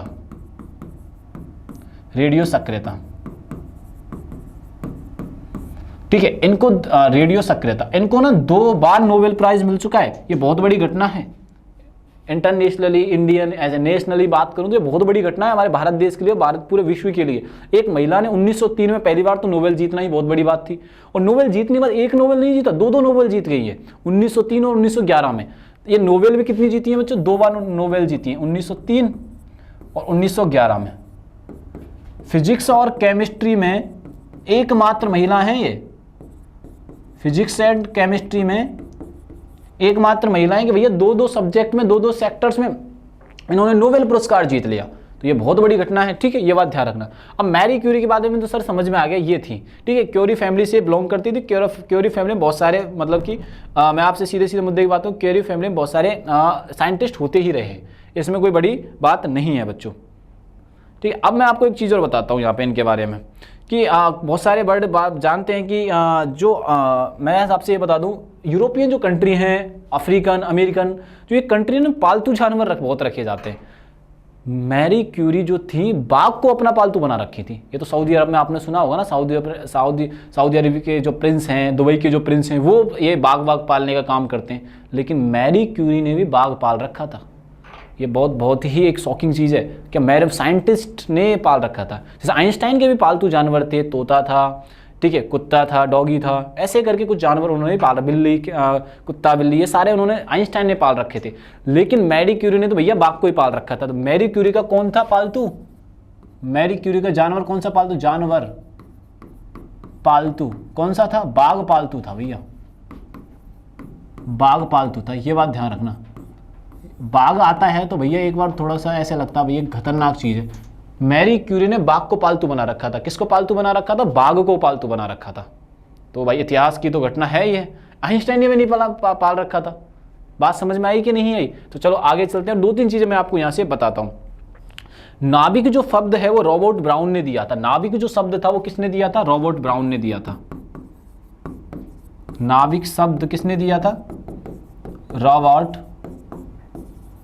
ब्राउन ने दिया था। ये बात आप लोग यहां से ध्यान रखना। कोशिका किसने दिया? ये आपको कमेंट बॉक्स में बताना। ये सबको बताए, लेकिन मैं आपसे पूछ रहा हूं बच्चों। मैरी क्यूरी के बारे में ध्यान रखना। पास में चला जाना भैया, मैं बाघ पाल रखा है, पता लगे बोला अपने दुर्गा माँ वाला अवतार ले ले, बोला बाघ तो है ही है, त्रिशूल विशूल लिए। ठीक, आओ। तो माओ में ताकत तो होती है भाई, आ जाइए। Who invented the television? TV का आविष्कार किसने किया? आजकल हम जो टीवी में देख रहे हैं एलसीडी टीवी, सबसे पहले किसने बनाया था? ये बहुत ही ऐसे, तब जब बना होगा तो आप इमेजिन करके देखो कि भाई क्या मौसम रहा होगा उस टाइम पर। लोग ऐसे बोलते हैं हमारे घर वाले कि जब टीवी जब पहली बार आया था ना, बहुत बड़ा टीवी हुआ करता था बच्चों। कैसे टीवी हुआ करता? बहुत बड़ा टीवी हुआ करता था ऐसे करके। अभी तो आज तो दीवार में सेट हो रहा है, जैसे ये बोर्ड सेट हो रखा है, इतना बड़ा स्क्रीन बस छोटी सी जगह सेट हो रखा है। लेकिन भाई पहले तो बहुत बड़ी टीवी आती थी। अब जब टीवी बहुत बड़ी आ रही थी तो लोग पूरा गांव, अगर गांव में एक टीवी आ गई ना तो पूरा गांव देख रहा है उसको, रात रात भर देख रहा है, दिन में सो रहे मस्त। मैंने क्या जिंदगी है। पहले बोलते हैं गाँव वाले कि भैया पहले जिंदगी जो थी एकदम बिंदास जिंदगी थी। रात को टीवी देखते थे, रात दिन भर टीवी की बातें होती, फिर रात को टीवी देखने लग जाते थे। ऐसे जिंदगी मस्त चल रही थी। अब धीरे धीरे टेक्नोलॉजी बढ़ती गई और जो टीवी का बहुत बड़ा एक बॉक्स हुआ करता था वो धीरे धीरे क्या होता है, छोटे से रूप में बदल जाता है। जैसे एलसीडी में आपके टाइम, आज के टाइम पे बोलो एलसीडी आ गया, एलईडी आ गया। तो बात मुद्दे की ये कि पहली बार टीवी का आविष्कार किसने किया? तो पहली बार जो टीवी का आविष्कार करता है जे.एल. बेयर्ड करते हैं। कौन करते हैं? जे.एल. बेयर्ड करते हैं। जे.एल. बेयर्ड जो थे वो स्कॉटलैंड के रहने वाले थे भैया। कहाँ के रहने वाले थे? स्कॉटलैंड के रहने वाले थे। ये बात आप लोग यहाँ से ध्यान रखना। ये जे.एल. बेयर्ड थे, कहाँ के रहने वाले थे? ये स्कॉटलैंड के रहने वाले थे। स्कॉटलैंड जानते तो हो ना तुम लोग? स्कॉटलैंड के रहने वाले थे, ठीक है। अब आते हैं न्यूटन ने किसका आविष्कार किया? तो गुरुत्वाकर्षण का किया। किसका आविष्कार किया बच्चों? गुरुत्वाकर्षण का किया। गुरुत्वाकर्षण का किया। अब आपसे पूछे कि टेलीफोन का किसने किया? तो टेलीफोन का ग्राहम बेल ने किया। टेलीफोन का आविष्कार किसने किया था? ग्राहम बेल ने किया था।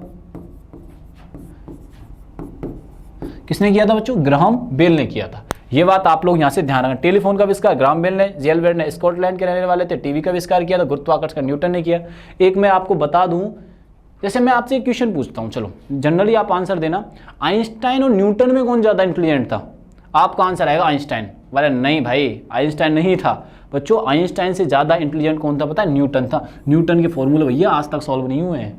ये बात ध्यान रखना, आज तक सॉल्व नहीं कर पाए लोग, लेकिन हम इनका मजाक बना देते हैं। अब दूसरी चीज़ बताओ, कई बोलते हैं ना सेब को टपकते हुए देखा। जो भी आप तुमको आप ऐसा करते, स्टूडियो में आते हैं, सेब टपकाते, तुम कितना आविष्कार करते हो। बात टपकने की बात नहीं थी, न्यूटन ने आविष्कार किया। उसके फॉर्मूले देना वो बहुत बड़ी बात थी। ग्रेविटी के फॉर्मूले देना बहुत बड़ी बात थी। सबको पता है नीचे ही आ रहा है, पर क्यों आ रहा है ये नहीं पता था। ग्रेविटी आ रही है तो किस हिसाब से काम कर रही है वो नहीं पता था लोगों को। तो बात समझ में आई? तो ये हल्के मत लिया करो न्यूटन साहब को। न्यूटन साहब बहुत बड़े आदमी हैं, आइंस्टाइन से भी बड़े आदमी हैं। लेकिन मॉडर्न वर्ल्ड में क्या हुआ, मॉडर्न वर्ल्ड में हम जिए हैं तो हमने ज़्यादातर नाम आइंस्टाइन का ही सुना है। इन भाई साहब को तो भूल जाते हैं हम, ठीक है। तो ये याद रखोगे ना जे.एल. बेयर्ड के बारे में। आइए, ये स्वतंत्र बाजार व्यवस्था में केंद्रीय आर्थिक समस्याओं का समाधान किसके द्वारा होता है? यानी कि in free market economy the central problems are solve through. अब बात ये आ रही है कि स्वतंत्र बाजार में किसके द्वारा हम कर सकते हैं। वैसे मैं स्वतंत्र बाजार का मतलब बताता हूँ बच्चों। स्वतंत्र बाजार का मतलब है जहाँ पर डिमांड और सप्लाई ही सब कुछ तय कर रहे हैं। जैसे हमारे देश की बात करूँ, हमारे देश की जो इकोनॉमी है वो मिक्स इकोनॉमी है, और जो कैपिटलिस्ट इकोनॉमी होती है, पूंजीवादी जो इकोनॉमी होती है, उसमें क्या होता है वो सुनिएगा। स्वतंत्र बाजार, स्वतंत्र बाजार, स्वतंत्र बाजार का मतलब बच्चों पूंजीवादी अर्थव्यवस्था, पूंजीवादी अर्थव्यवस्था। और पूंजीवादी अर्थव्यवस्था जो डिपेंड करती है ना, वो डिमांड और सप्लाई पे करती है बच्चों। किस पे डिपेंड करती है? डिमांड एंड सप्लाई पे करती है। और डिमांड और सप्लाई किस पे करता है? प्राइस पर करता है। प्राइस अप डाउन होगा तो ही करेगा, प्राइस सिस्टम पे करती है। अगर कोई ओपन मार्केट है तो वो किस पे डिपेंड किया है? प्राइस सिस्टम पर। प्राइस सिस्टम किस पे डिपेंड करता है? डिमांड एंड सप्लाई पे। और डिमांड एंड सप्लाई किसे क्या कहा जाता है? पूंजीवादी अर्थव्यवस्था। और यही स्वतंत्र बाजार है। तो आंसर क्या हो गया? कीमत प्रणाली के द्वारा।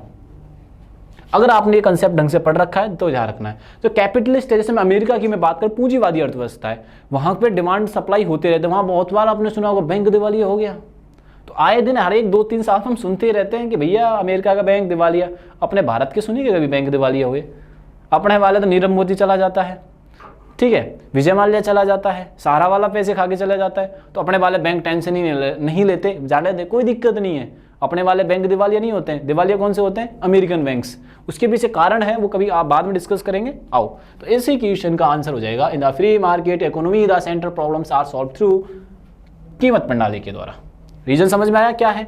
ओपन मार्केट में जो होता है वो डिमांड एंड सप्लाई पर ही निश्चित निर्भर करता है। आओ नेक्स्ट चलते हैं। टेलीविजन तकनीक, एलसीडी का अर्थ होता है, लो भैया अभी टेलीविजन की बात कर रहे थे तो अब एलसीडी भी आ गया है। अभी टेलीविजन की बात की थी, टेलीविजन का आविष्कार किसने किया? जीएल बेयर्ड ने किया था, ठीक है। अब टेलीविजन बहुत बड़ा हुआ करता था और एलसीडी उसका छोटा रूप हो गया था। अब ये पूछ लिया गया है कि एलसीडी का फुल फॉर्म क्या है, तो उसका फुल फॉर्म क्या है? Liquid crystal display.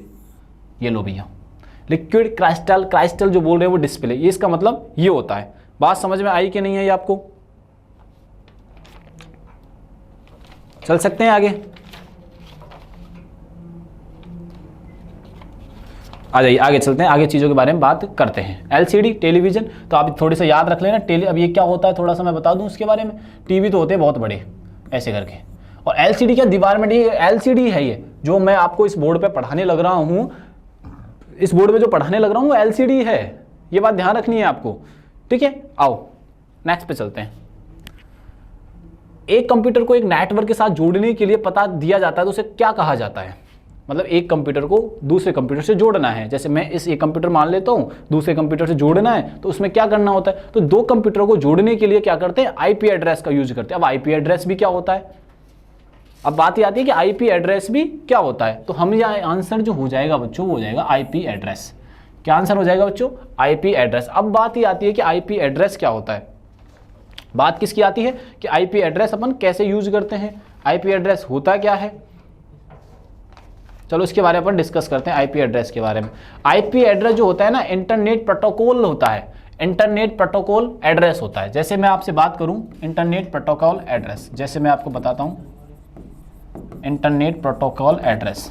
जैसे दो कंप्यूटर को मुझे ऐड करना है, जैसे मैंने एक कंप्यूटर इधर लगाया और इधर लगाया, अब दोनों को जोड़ने का काम करूंगा मैं आईपी एड्रेस के थ्रू। एक कंप्यूटर मैंने इधर लगाया, इधर।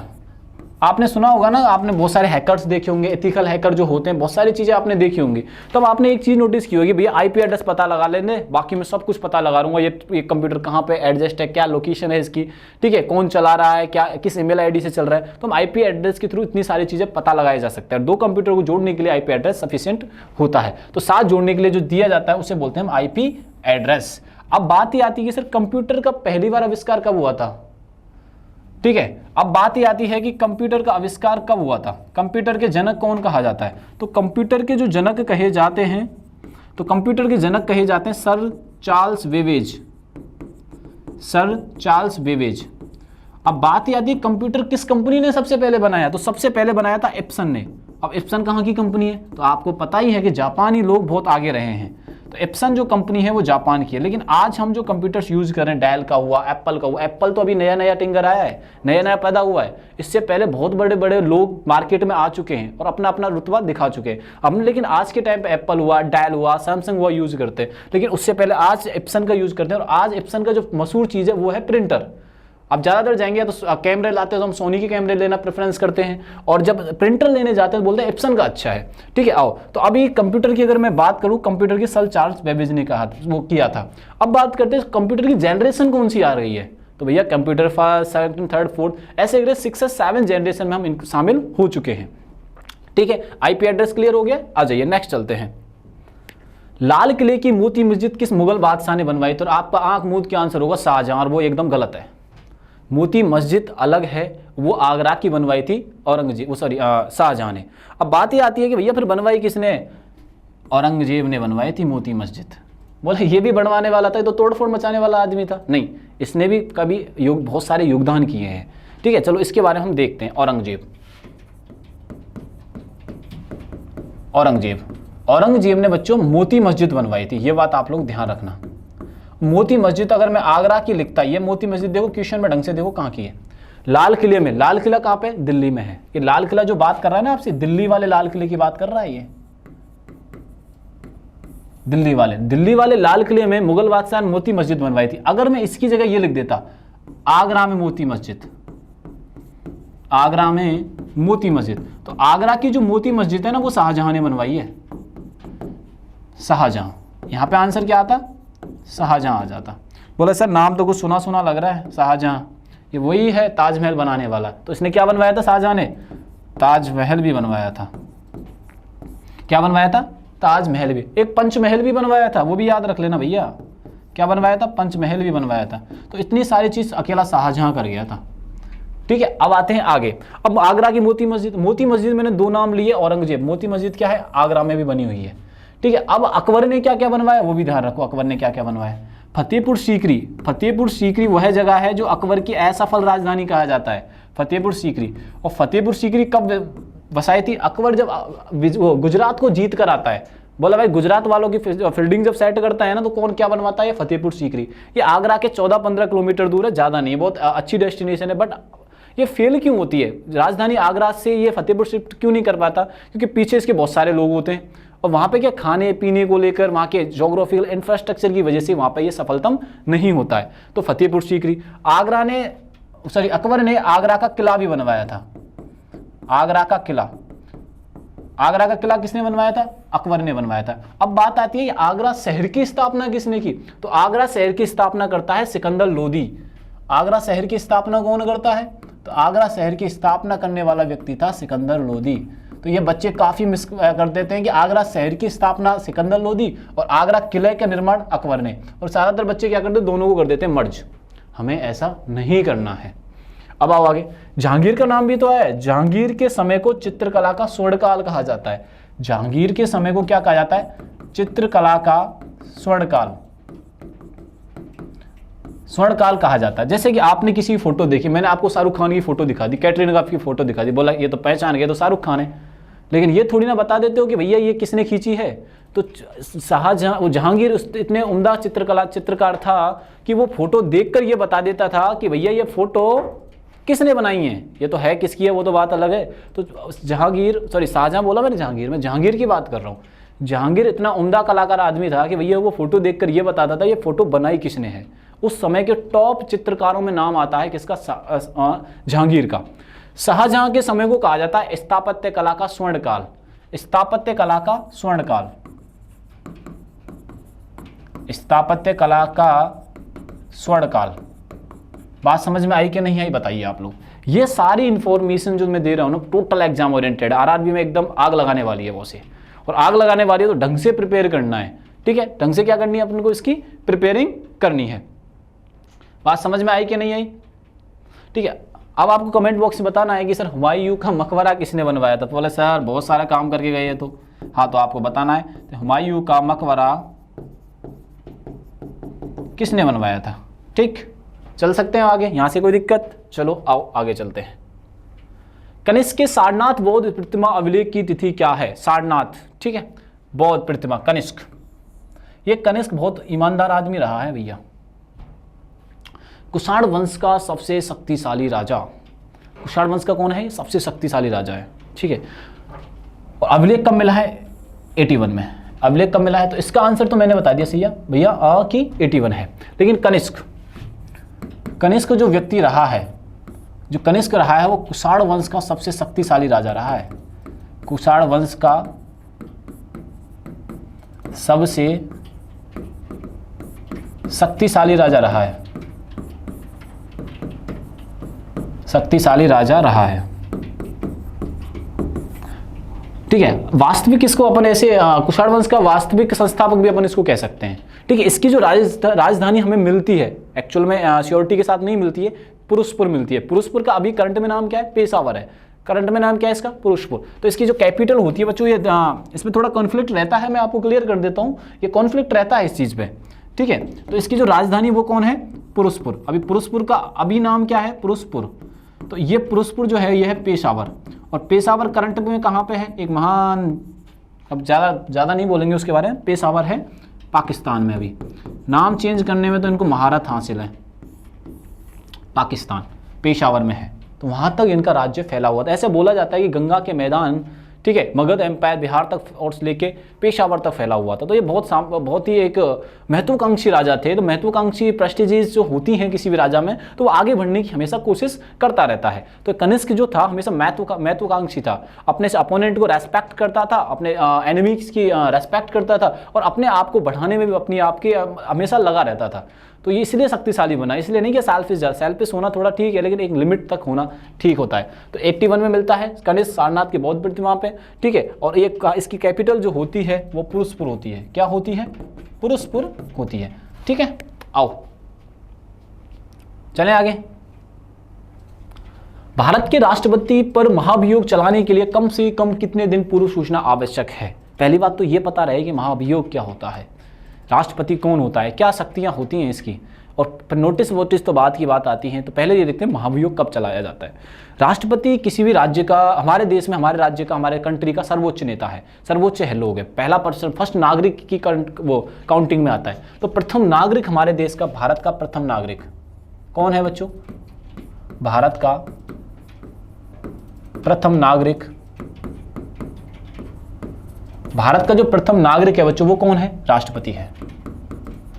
राष्ट्रपति के बाद बहुत शक्तियां होती हैं, ऐसे मत समझना भैया डायरेक्ट महाभियोग चला दिया जाए, नहीं, ठीक है। राष्ट्रपति बनने के लिए आयु कितनी होनी चाहिए भैया? 35 वर्ष होनी चाहिए। कितनी होनी चाहिए? 35 वर्ष राष्ट्रपति बनने के लिए आयु होनी चाहिए, ठीक है। आओ आगे चलें एक बार। अब बात ये आती है कि 35 वर्ष आयु होनी चाहिए, भारत का नागरिक होना चाहिए बच्चों। क्या होना चाहिए? भारत का नागरिक होना चाहिए, किसी लाभकारी पद पर नहीं होना चाहिए, किसी लाभकारी पद पर नहीं होना चाहिए, लाभकारी पद पर नहीं होना चाहिए, लाभकारी पद पर नहीं होना चाहिए, ठीक है। दूसरा क्या है सर? राष्ट्रपति को प्रथम नागरिक कहा जाता है, भारत का नागरिक होना चाहिए, प्रथम नागरिक कहा जाता है इसको। अभी करंट में हमारे देश के कौन है भैया? ये राष्ट्रपति कौन है अभी? द्रौपदी मुर्मू। कौन है राष्ट्रपति हमारे देश की अभी? द्रौपदी मुर्मू, द्रौपदी मुर्मू है। अब महाभियोग क्या है?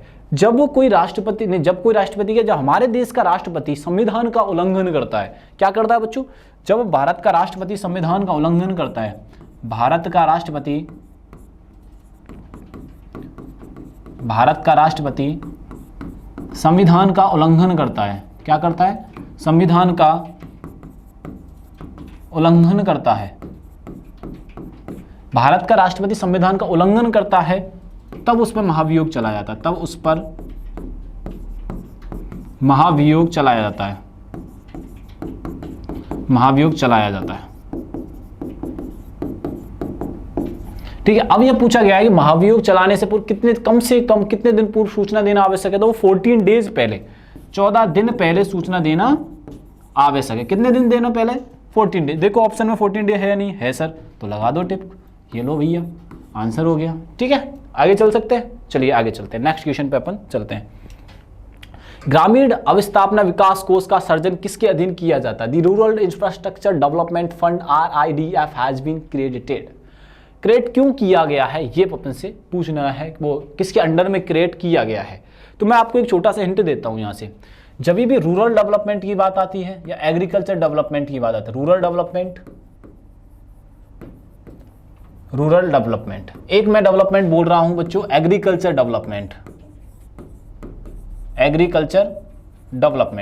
जब ये डेवलपमेंट किया जाता है, एग्रीकल्चर डेवलपमेंट हो या रूरल डेवलपमेंट हो, तो वो किया जाता है नाबार्ड के द्वारा। किसके द्वारा किया जाता है बच्चों? नाबार्ड के द्वारा किया जाता है। और नाबार्ड की फुल फॉर्म ही ऐसे ही है। अगर नाबार्ड की जिसको फुल फॉर्म पता है तो इस क्वेश्चन का आंसर दे पाएगा। देखो आओ, तो नाबार्ड की वो देखते हैं, नेशनल बैंक एग्रीकल्चर, पूरा लिख देते हैं, एग्रीकल्चर रूरल डेवलपमेंट। अब इसमें नाम नोटिस कर रहे हो क्या आप लोग? नाम नोटिस किया, एक तो आया एग्रीकल्चर और एक नाम क्या आया बच्चों? रूरल। तो इनसे रिलेटेड कोई भी कार्य किया जाएगा तो वो नाबार्ड के द्वारा किया जाएगा, और यह प्रोग्राम भी नाबार्ड के द्वारा ही चलाया गया था। तो इस क्वेश्चन का आंसर क्या हो जाएगा? नाबार्ड। क्या आंसर हो जाएगा बच्चों? नाबार्ड इसका आंसर हो जाएगा। अब बात ही आती है कि नाबार्ड की स्थापना कब हुई थी। तो नाबार्ड की जो स्थापना होती है बच्चों, वो नाबार्ड होते हैं 1982 में इसकी स्थापना बच्चों होती है। नाबार्ड एक कोई संवैधानिक नहीं है बल्कि एक वैधानिक निकाय है। नाबार्ड कैसा है बच्चों? एक वैधानिक निकाय है। नाबार्ड कैसा है? एक वैधानिक निकाय है।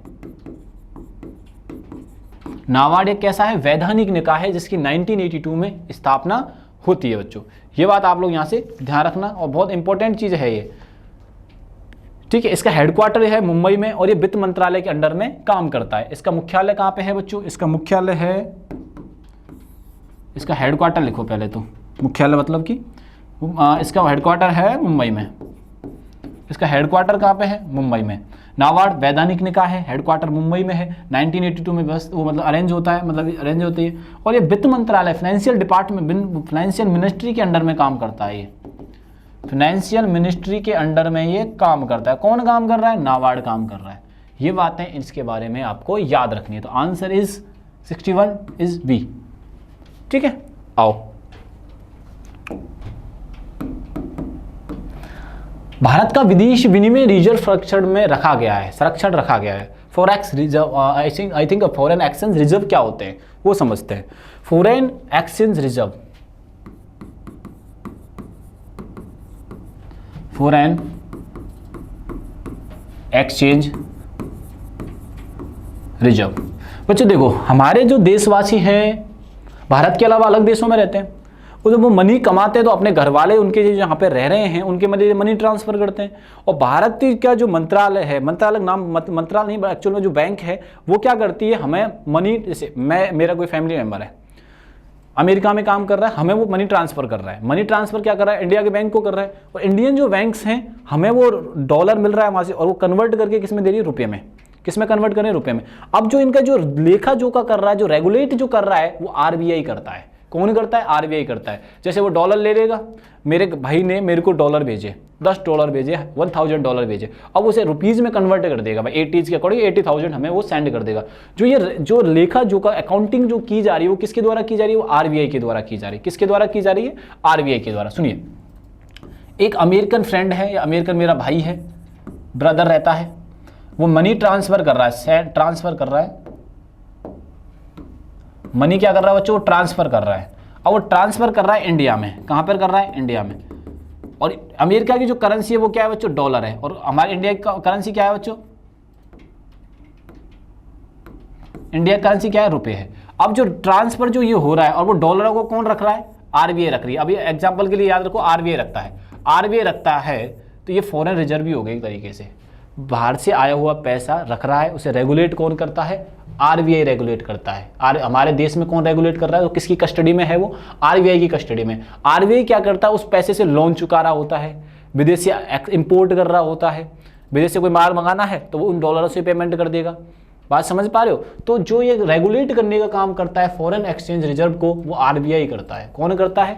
RBI करता है। अब RBI कर रहा है, वो बात सही है। तो अब विदेश से जो पैसा आ रहा है हमारे किसान, वो किसान क्या, जो हमारे फैमिली मेम्बर उधर जॉब कर रहे हैं, बिजनेस कर रहे हैं, वो सारे लोग हमारे यहाँ पैसे ट्रांसफर करते हैं। वो ट्रांसफर जो एक्सचेंज किया जाता है मनी, डॉलर के बदले रुपए में, वो रेगुलेट जो करने का काम करता है आरबीआई करता है। अब दूसरी बात ये आ जाती है यहाँ पे, आरबीआई तो कर रहा है, बात समझ में आ रही है, लेकिन आरबीआई की स्थापना कब हुई थी? 1935 में। मैंने शायद अभी बताया था, तो उस क्वेश्चन में आप आरबीआई से रिलेटेड सारी इंफॉर्मेशन देख लेना। अब वर्ल्ड बैंक है, आईएमएफ है और प्राइम मिनिस्टर राहत कोष है। तो ये वर्ल्ड बैंक एक विदेशी संस्था है, आईएमएफ भी है, इसका वाशिंगटन में है, ये बात ध्यान रखना। आईएमएफ का जो मुख्यालय है वो कहाँ पे है बच्चों? वाशिंगटन में है। और पाकिस्तान उससे अभी लोन लेना चाह रहा है, ये बात भी आपको ध्यान रखना। और इसके आईएमएफ जब लोन देता है तो इसकी टर्म एंड कंडीशन भैया बहुत खतरनाक होती हैं। टर्म एंड कंडीशन क्या होती है? बहुत ज़्यादा डिफिकल्ट होती है, डेंजरस में डाल देती है किसी भी कंट्री को। जब ये लोन दे रहा होता है तो उसको क्या डाल देता है? बहुत डेंजर में डाल देता है। अब आओ आगे, अमेरिका क्या, पाकिस्तान लोन ले रहा है। पाकिस्तान की मैं हाल ही की घटना बताता हूँ। पाकिस्तान में 1.5 लाख से 1.5-2 लाख से ज़्यादा एम्प्लॉय निकाल दिए गए हैं भैया कि हम पेमेंट नहीं कर सकते, दिवालिया होने की कंडीशन में। दूसरा कि 1 महीने के अंदर, मतलब हर हफ्ते में, हर वीक में एक बार सफाई होगी। जैसे हमारे इंडिया में क्या होता है, हमारे घर में क्या होता है, पर डे हम सफाई करते हैं। लेकिन जो पाकिस्तान के जो गवर्नमेंट ऑफिस है उनमें 7 दिन में 1 दिन सफाई होगी। तो अब दिवालियापन की भी हद होती है। और ये लोग बोलते हैं हम हर चीज़ को ना, जैसे टेररिज्म को बढ़ावा देना, मतलब एजुकेशन में वर्क ना करना। मैं काफ़ी चीज़ों को रिसर्च करता हूँ उस चीज़ पे, तो बहुत वो बैकवर्ड में जा रहा है। वो अपने लिए नहीं सोच रहा, नहीं अपने लोगों के लिए सोच रहा है। उसके जो समर्थक में वही लोग हैं जो देश को गिराना चाहते हैं। तो अभी ध्यान रखिएगा, वाशिंगटन डीसी में आईएमएफ का बच्चों मुख्यालय है। ये आईएमएफ का मुख्यालय है, ठीक है। आरबीआई के बारे में बता चुका हूं पहले, आप पिछले वाले क्वेश्चंस को देख लीजिएगा। अब आओ आगे कि भुगतान संतुलन क्या है। भुगतान संतुलन क्या है? बैलेंस पेमेंट ऑफ इंक्लूड, भुगतान संतुलन में शामिल है दृश्य, विजुअल ट्रेड, इंडिविजुअल ट्रेड और डेप्थ, सारे हैं भैया। भुगतान संतुलन या बैलेंस का पेमेंट जो होगा, बैलेंस ऑफ पेमेंट जो होगा, भुगतान का जो संतुलन होगा, जिसमें विजुअल व्यापार भी शामिल होगा, इंडिविजुअल भी होगा, लोन भी होगा, और इनमें से सभी। आंसर क्या हो जाएगा हमारा? डी हो जाएगा। बात समझे? भुगतान संतुलन से मतलब भुगतान किस तरीके के माध्यम से कर सकते हैं, हमारे पास जो अवेलेबल हम कर देंगे, सीधी सी बात है, सिंपल। आइए, सूर्योदय और सूर्यास्त के समय आसमान में लाल रंग किस कारण होता है? बहुत आसान क्वेश्चन पूछ रहा है भैया, अगर आप ढंग से पढ़ के जा रहे हो ना, बहुत आसान क्वेश्चन पूछे जा रहे हैं। चलो आओ इसको क्वेश्चन को करते हैं। रिफ्रैक्शन, स्कैटरिंग, डिफ्रेक्शन या इंटरफेरेंस, सूर्योदय और सूर्यास्त के समय आसमान में लाल रंग किस कारण होता है? चलो मैं पहले ये बताता हूँ। लाल रंग होने की, जैसे मैं आपको बताऊँ कि लाल रंग होता है बच्चों, लाल रंग का जो तरंग दैर्घ्य होता है ना, लाल रंग का तरंग दैर्घ्य सर्वाधिक होता है। लाल रंग का तरंग दैर्घ्य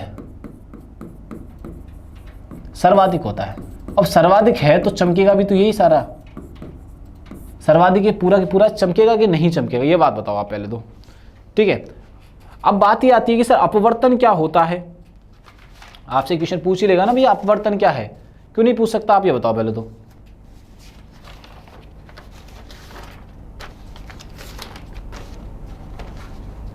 ठीक है, आओ कि अपवर्तन क्या होता है वो देखिए एक बार आप। अपवर्तन क्या होता है? एक, जैसे मैंने यहाँ से सूर्य की किरणें जा रही हैं, ठीक है, वो रिफ्लेक्ट हो रही हैं, ठीक है, वो अपना रास्ता, वैसे मैंने इससे निकाला इसको, और वो क्या कर रही है बच्चों? अपने रास्ते को बदल रही हैं, अपने रास्ते को क्या कर रही है? बदल रही है, इसको बोलते हैं अपवर्तन, ठीक है। और एक होता है प्रकीर्णन।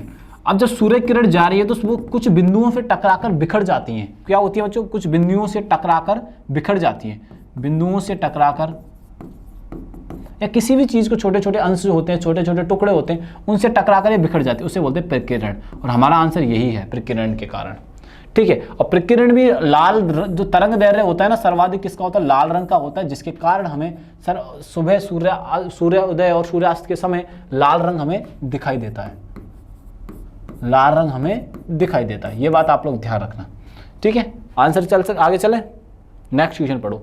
निम्नलिखित में कौन सा मुख्य कोशिकीय ईंधन है? कोशिकीय ईंधन मतलब कि आपको सीधी बात करें, ईंधन का फ्यूल होता है तो हमारे शरीर के लिए, हमारी सेल्स के लिए सबसे ज़्यादा जो ईंधन का काम करता है, एनर्जी का काम करता है, हमें किससे एनर्जी मिल रही होती है, तो वो आपको बताना है। जैसे सर कार्बोहाइड्रेट से मिल रही है, वसा से मिल रही है, लेकिन फाइनल कंक्लूजन क्या होता है? हमें जो एनर्जी मिलती है, इसको जब तक आंसर सोचो मैं इसका रिलेवेंस चीज़ें बताता हूँ। हमें जो एनर्जी मिलती है कार्बोहाइड्रेट से मिल रही होती है, खनिजों से मिल रही होती है, ठीक है। विटामिन, इनसे विटामिन हमें मिल रही होती हैं, ठीक है, वसा से मिल रहा होता है, लेकिन फाइनल, और एक प्रोटीन भी शामिल करो अभी इसमें, प्रोटीन भी मिल रहा होता है, लेकिन फाइनल कंक्लूजन होता है ग्लूकोज। क्या होता है? ग्लूकोज, जिसको बोलते हैं हम, किसको बोलते हैं? ग्लूकोज को। फाइनल जो डेस्टिनेशन होती है हमारे सेल्स के लिए वो ग्लूकोज होती है। क्या होती है बच्चों? ग्लूकोज होती है। ये क्लियर हुआ कि नहीं हुआ, बताओ आप लोग, ठीक है। तो 65 नंबर के क्वेश्चन का आंसर हो जाएगा बी, यानी कि ग्लूकोज।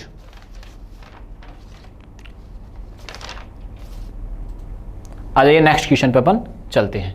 कोयले की किस्म में मूल पादप द्रव्य के अभिज्ञ अवशेष पाए जाते हैं। The which variety of coal contains recognised traces of the original plant material. ये अपने से पूछा गया है। एंथ्रासाइट, पीट, लिग्नाइट और बिटुमिनस। पहले में आपको एक कोयले के टाइप है, आप सारे के सारे ये समझिए आप, ये क्या है बच्चों? कोयले के एक तरीके से सारे टाइप हैं। एक तरफ मैं बोलता हूँ एंथ्रासाइट, एक तरफ लिख रहा हूँ बच्चों पीट। एंथ्रासाइट जो है अच्छे उच्च क्वालिटी का कोयला है। क्या है बच्चों? ये उच्च गुणवत्ता का कोयला है बच्चों, उच्च गुणवत्ता का कोयला है। लेकिन ये क्या होता है? पीट ये कठोर होता है बहुत ज़्यादा, और ये उच्च गुणवत्ता, इसी की जो गुणवत्ता है अच्छी नहीं होती है। ये ईंधन के लिए अच्छा नहीं होता है, ईंधन के लिए अच्छा नहीं होता, मतलब इसकी जो गुणवत्ता है, गुणवत्ता जो है सही नहीं होती है। बाकी एंथ्रासाइट और पीट की बात, लिग्नाइट और बिटुमिनस के बीच की बात नहीं होती है। ये भी कोयले के ही एक तरीके से टाइप है, ठीक है। एंथ्रासाइट का 90% से 95% तक हो सकता है, लेकिन इसका जो परसेंट रहता है 0 से 30% तक ही कार्य योग्य होता है। आप इसे समझ सकते हो इस तरीके से। बात समझ में आ रही है कि नहीं आ रही है? ठीक है, ऐसे करके हम चीज़ों को कर सकते हैं। अब ये पूछा कोयले किस में मूल पादप द्रव्य के होते हैं, तो वो हमारा आंसर हो जाएगा बच्चों पीट में होता है, ठीक है। पीट अच्छी क्वालिटी का नहीं होता है, खराब होता है, जलने में दिक्कतें आती है, जलाने में कोयला बहुत ज़्यादा होता है, गंदगी फैलाता है बहुत ज़्यादा, इसका सब्सटेंस बच जाते हैं। लेकिन एंथ्रासाइट एक उच्च क्वालिटी का कोयला होता है जो हम यूज ज़्यादातर करते हैं। इसकी उच्च क्वालिटी 90 से 95 तक होती है बच्चों, ठीक है। आओ नेक्स्ट क्वेश्चन करते हैं। बोतलों के लेवल पर कुछ सॉफ्ट ड्रिंक दावा करते हैं कि अम्लीयता नियामक है। अम्लीयता का नियमन है कि बेअम्लीयता का नियमन किसका उपयोग कर रहे हैं, कर सकते हैं? तो ये होता है, ये कौन सा होता है, पढ़ना पड़ेगा ये तो। बाई कार्बोनेट के लवण होते हैं बच्चों। किसके लवण होते हैं? वो कार्बोनेट के वो लवण होते हैं। ये बात अपने को यहाँ से ध्यान रखनी है। आओ नेक्स्ट क्वेश्चन करते हैं। Rectifier is an electronics device use to convert. जो रेक्टिफायर है वो किस लिए यूज किया जा रहा है? रेक्टिफायर दृष्टिकारी जो इलेक्ट्रॉनिक युक्ति है उसका उपयोग किस लिए किया जाता है? एसी वोल्टता को डीसी में बदलने के लिए। किस में किया जाता है? एसी वोल्टता को डीसी वोल्टता में बदलने के लिए। ये बात आप लोगों को यहाँ से ध्यान रखनी है बच्चों। क्या करना है अपन को? एसी वोल्टता को डीसी वोल्टता में बदलने के लिए। अब ये देखते हैं कि एसी क्या होता है बच्चों। अब क्या ध्यान रखना है अपन को कि एसी क्या होता है। अब एसी क्या है? अल्टरनेट डायरेक्ट करंट होता है, अल्टरनेटिव टू डायरेक्ट करंट होता है, जिसमें वोल्टेज कम ज़्यादा होते रहते हैं। एसी में क्या होता है कि वोल्टेज जो होते हैं कम ज़्यादा होते रहते हैं। एसी में जैसे वोल्टेज क्या होते हैं? ज़्यादा कम होते रहते हैं, वोल्टेज कम ज़्यादा होते रहते हैं। लेकिन डीसी में समान वोल्टेज बने रहते हैं बच्चों। कैसा होता है इसे डीसी के अंदर? वोल्टेज समान बने रहते हैं, वोल्टेज समान बने रहते हैं। वोल्टेज कैसे रहते हैं बच्चों? समान बने रहते हैं। लेकिन क्या होता है एसी के अंदर वोल्टेज क्या होते हैं? फ्लक्चुएट होते रहते हैं। क्या होते रहते हैं बच्चों? यहाँ पे फ्लक्चुएट होते रहते हैं। ये बात आप लोग यहाँ से ध्यान रखिएगा। चलें आगे, आ जाइए नेक्स्ट क्वेश्चन पे अपन मूव करते हैं। कौन भारत के राष्ट्रपति के खिलाफ महाभियोग की प्रक्रिया प्रारंभ कर सकता है?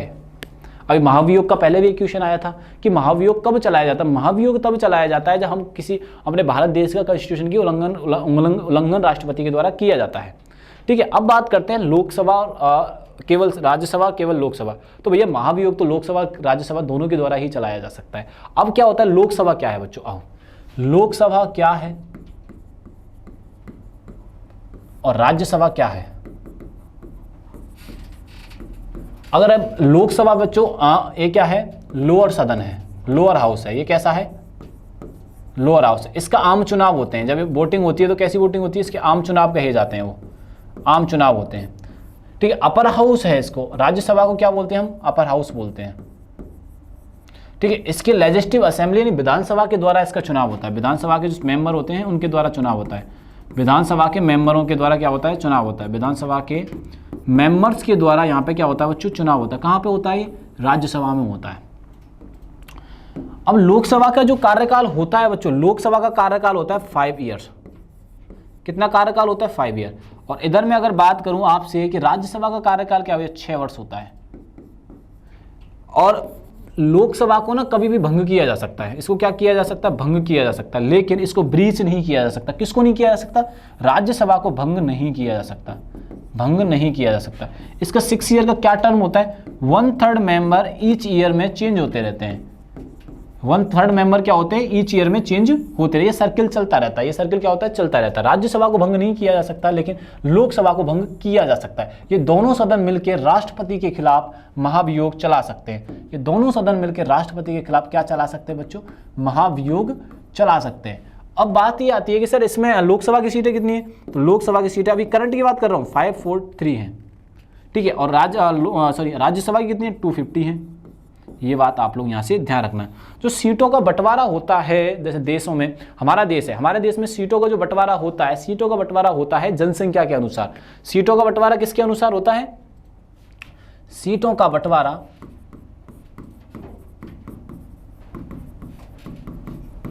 बंटवारा जनसंख्या के अनुसार होता है बच्चों। सीटों का बंटवारा कैसे होता है? जनसंख्या के अनुसार होता है।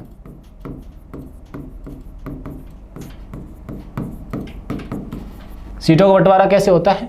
जनसंख्या के अनुसार होता है। अब सीटों का बंटवारा जनसंख्या के अनुसार होता है तो यूपी में सर्वाधिक जनसंख्या है। भारत के किस राज्य में सर्वाधिक जनसंख्या है? तो यूपी में सर्वाधिक जनसंख्या निवास करती है। सर्वाधिक जनसंख्या निवास करती है। तो यहां पे लोकसभा राज्यसभा की सीटें सबसे ज्यादा होंगी, निवास करती है। तो यहां पे लोकसभा, राज्यसभा और विधानसभा की सीटें सर्वाधिक हैं। तो यूपी में सर्वाधिक सीटें किसकी हैं बच्चों? राज्यसभा। सबसे बात करूं पहले राज्यसभा। राज्यसभा की सर्वाधिक सीटें यहां पे 31। राज्यसभा की सीटें कितनी है? 31। लोकसभा की सीटें कितनी हैं? 80। और विधानसभा की सीटें हैं 403। सर्वाधिक हमारे भारत में सबसे ज्यादा जो सीटें हैं वो यहीं पर ही हैं। देखो आप, राज्यसभा, लोकसभा और विधानसभा। तो सर्वाधिक सीटें कहां पर बच्चों? यूपी में। और यूपी के अभी करंट में सीएम कौन है? तो सीएम है योगी आदित्यनाथ। योगी आदित्यनाथ। ये बात आप लोग यहां से ध्यान रखनी है, ठीक है। ये क्लियर हो गया। इस क्वेश्चन का आंसर हो जाएगा भैया सी। ये दोनों ही इसको महाभियोग चलाया जा सकता है। राष्ट्रपति के द्वारा भी चलाया जा सकता है और किसके द्वारा चलाया जा सकता है? तो ये चलाया जा सकता है लोकसभा के द्वारा और राज्यसभा दोनों के द्वारा ये चलाया जा सकता है। क्लियर बात हुई कि नहीं हुई भैया? आगे चलें, चलिए आगे चलते हैं, आगे नई चीजें और देखते हैं। आ जाओ। Which among the following is a pure element? कौन सा एक शुद्ध तत्व है? शुद्ध तत्व से मतलब क्या है कि उसमें सभी विशेषताएं जो होनी चाहिए खुद की होनी चाहिए। पहले ये बात है कि प्योर एलिमेंट क्या होता है भैया, ठीक है। वो एक परमाणु से मिलकर बना होता है। एक ही तत्व का मतलब क्या है? एक ही परमाणु से मिलकर बना होता है। शुद्ध तत्व का मतलब क्या है? एक ही परमाणु से मिलकर बना होता है, मिलकर बना होता है। बात समझ में आ रही है कि नहीं? एक ही परमाणु से मिलकर बना होता है। तत्व में शुद्ध रूप होते हैं। तत्व रासायनिक और भौतिक प्रक्रियाओं से तोड़ा नहीं जा सकता है। क्या है बच्चों? याद रखना कि तत्व को भौतिक और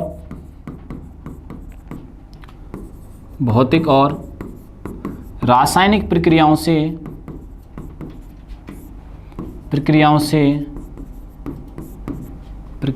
तोड़ा नहीं जा सकता, तोड़ा नहीं जा सकता। वो क्या होता है? शुद्ध होता है। इसमें से कौन सा है? वो है सोडियम। ऑप्शन के अकॉर्डिंग कौन सा आंसर है भैया? सोडियम। और सोडियम का प्रतीक क्या होता है बच्चों? सिंबल क्या होता है? Na। ये बात आप लोग यहां से ध्यान रखना है, शुद्ध की आपको याद रखना है। और आगे नेक्स्ट, बैक्टीरिया की खोज सबसे पहले किसने की थी? बैक्टीरिया की खोज सबसे पहले बच्चों कौन करता है? ये आपसे यहां पे पूछा गया है। ठीक है। तो आइए, बैक्टीरिया की खोज सबसे पहले किसने की थी? वो की थी ल्यूवेनहॉक ने। बैक्टीरिया की खोज जो की थी सबसे पहले ल्यूवेनहॉक ने की थी बच्चों। ये बात आप लोग यहाँ से ध्यान रखना। तो आंसर हो जाएगा ए। अब नेक्स्ट क्वेश्चन पर अपन चलते हैं, आओ। The centre of gravity sprinted during the race. अगर आपने कभी रेस की है तो आप पेपर कहीं दे रहे हो तो खड़े होइए, तो एक बार रेस करके देखिए, आपको अपना आंसर मिल जाएगी। अगर जब हम रेस करते हैं तो हमारा बॉडी वेट जो होता है वो आगे की तरफ होता है। हमारा बॉडी वेट कहाँ होता है बच्चों? आगे की तरफ। और पैर भी आगे की तरफ थोड़े से झुके हुए होते हैं, शरीर झुका हुआ होता है, पैर थोड़े से पीछे की तरफ खिंचे हुए होते हैं। दौड़ के दौरान दावा का गुरुत्व केंद्र होता है उसके पैर आगे की ओर, उसके पैर पीछे की ओर, शरीर के मध्य में या शरीर के बाईं ओर? बताओ किसके बारे में पूछा है? गुरुत्व केंद्र दौड़ के दौरान होता है, बताओ कहाँ पे होता है? शरीर के मध्य में होता है, कहाँ पे होता है? ये जो क्वेश्चन आते हैं ना बहुत सिंपल होते हैं, ठीक है। जैसे मैं ऐसे दौड़ रहा हूँ, मेरी बात ही सुनिए, अगर मैं दौड़ूंगा तो नीचे देखूंगा और आगे की तरफ भागूंगा, तो मेरा जो गुरुत्व है आगे की तरफ है, पैरों की तरफ है, आप ऐसे कह सकते हो। ये आंसर हो जाएगा इसका, ठीक है। आओ नेक्स्ट पे चलते हैं। मैग्नीलियम एक मिश्र धातु है। मैग्नीलियम एक एलॉय है। मैं मैग्नीलियम के पहले बताता हूँ ये किन किन को लेके बना है। तो मैग्नीलियम जो बना है एल्युमिनियम और मैग्नीशियम को लेके बनाया बच्चों। किन किन को लेके बनाए? एल्युमिनियम और मैग्नीशियम को लेके बनाए। ये क्या है? बहुत हल्का तत्व है बच्चों। मैग्नीलियम जो है क्या है? ये बहुत हल्का तत्व है। मैग्नीलियम बहुत ही हल्का तत्व है। बहुत ही क्या बच्चों? ये हल्का तत्व है। और बहुत ही हल्का तत्व होने के कारण आप ध्यान रखना है कि जैसे कि मैं आपसे बोलूं, जैसे हवाई जहाज होते हैं, एरोप्लेन जो होते हैं, हेलीकॉप्टर जो, उनकी विंग्स बनाना, उनके विंडोज बनाना, जो विंग्स और विंडोज जो बनाई जाती हैं, किससे बनाई जाती हैं? Windows and wings. मतलब कि जो ऊंचाई पे यूज हो रही है, हमें कम वेट का यूज करना है। जैसे कि एरोप्लेन की मैं बात किया, हवाई जहाज की जो बात कर रहा हूँ आपसे, हवाई जहाज के इंस्ट्रूमेंट बनाने में, इसको ऐसे करो, हवाई जहाज के इंस्ट्रूमेंट बनाने में किसका यूज किया जा रहा है बच्चों? मैग्नीलियम का यूज किया जा रहा है।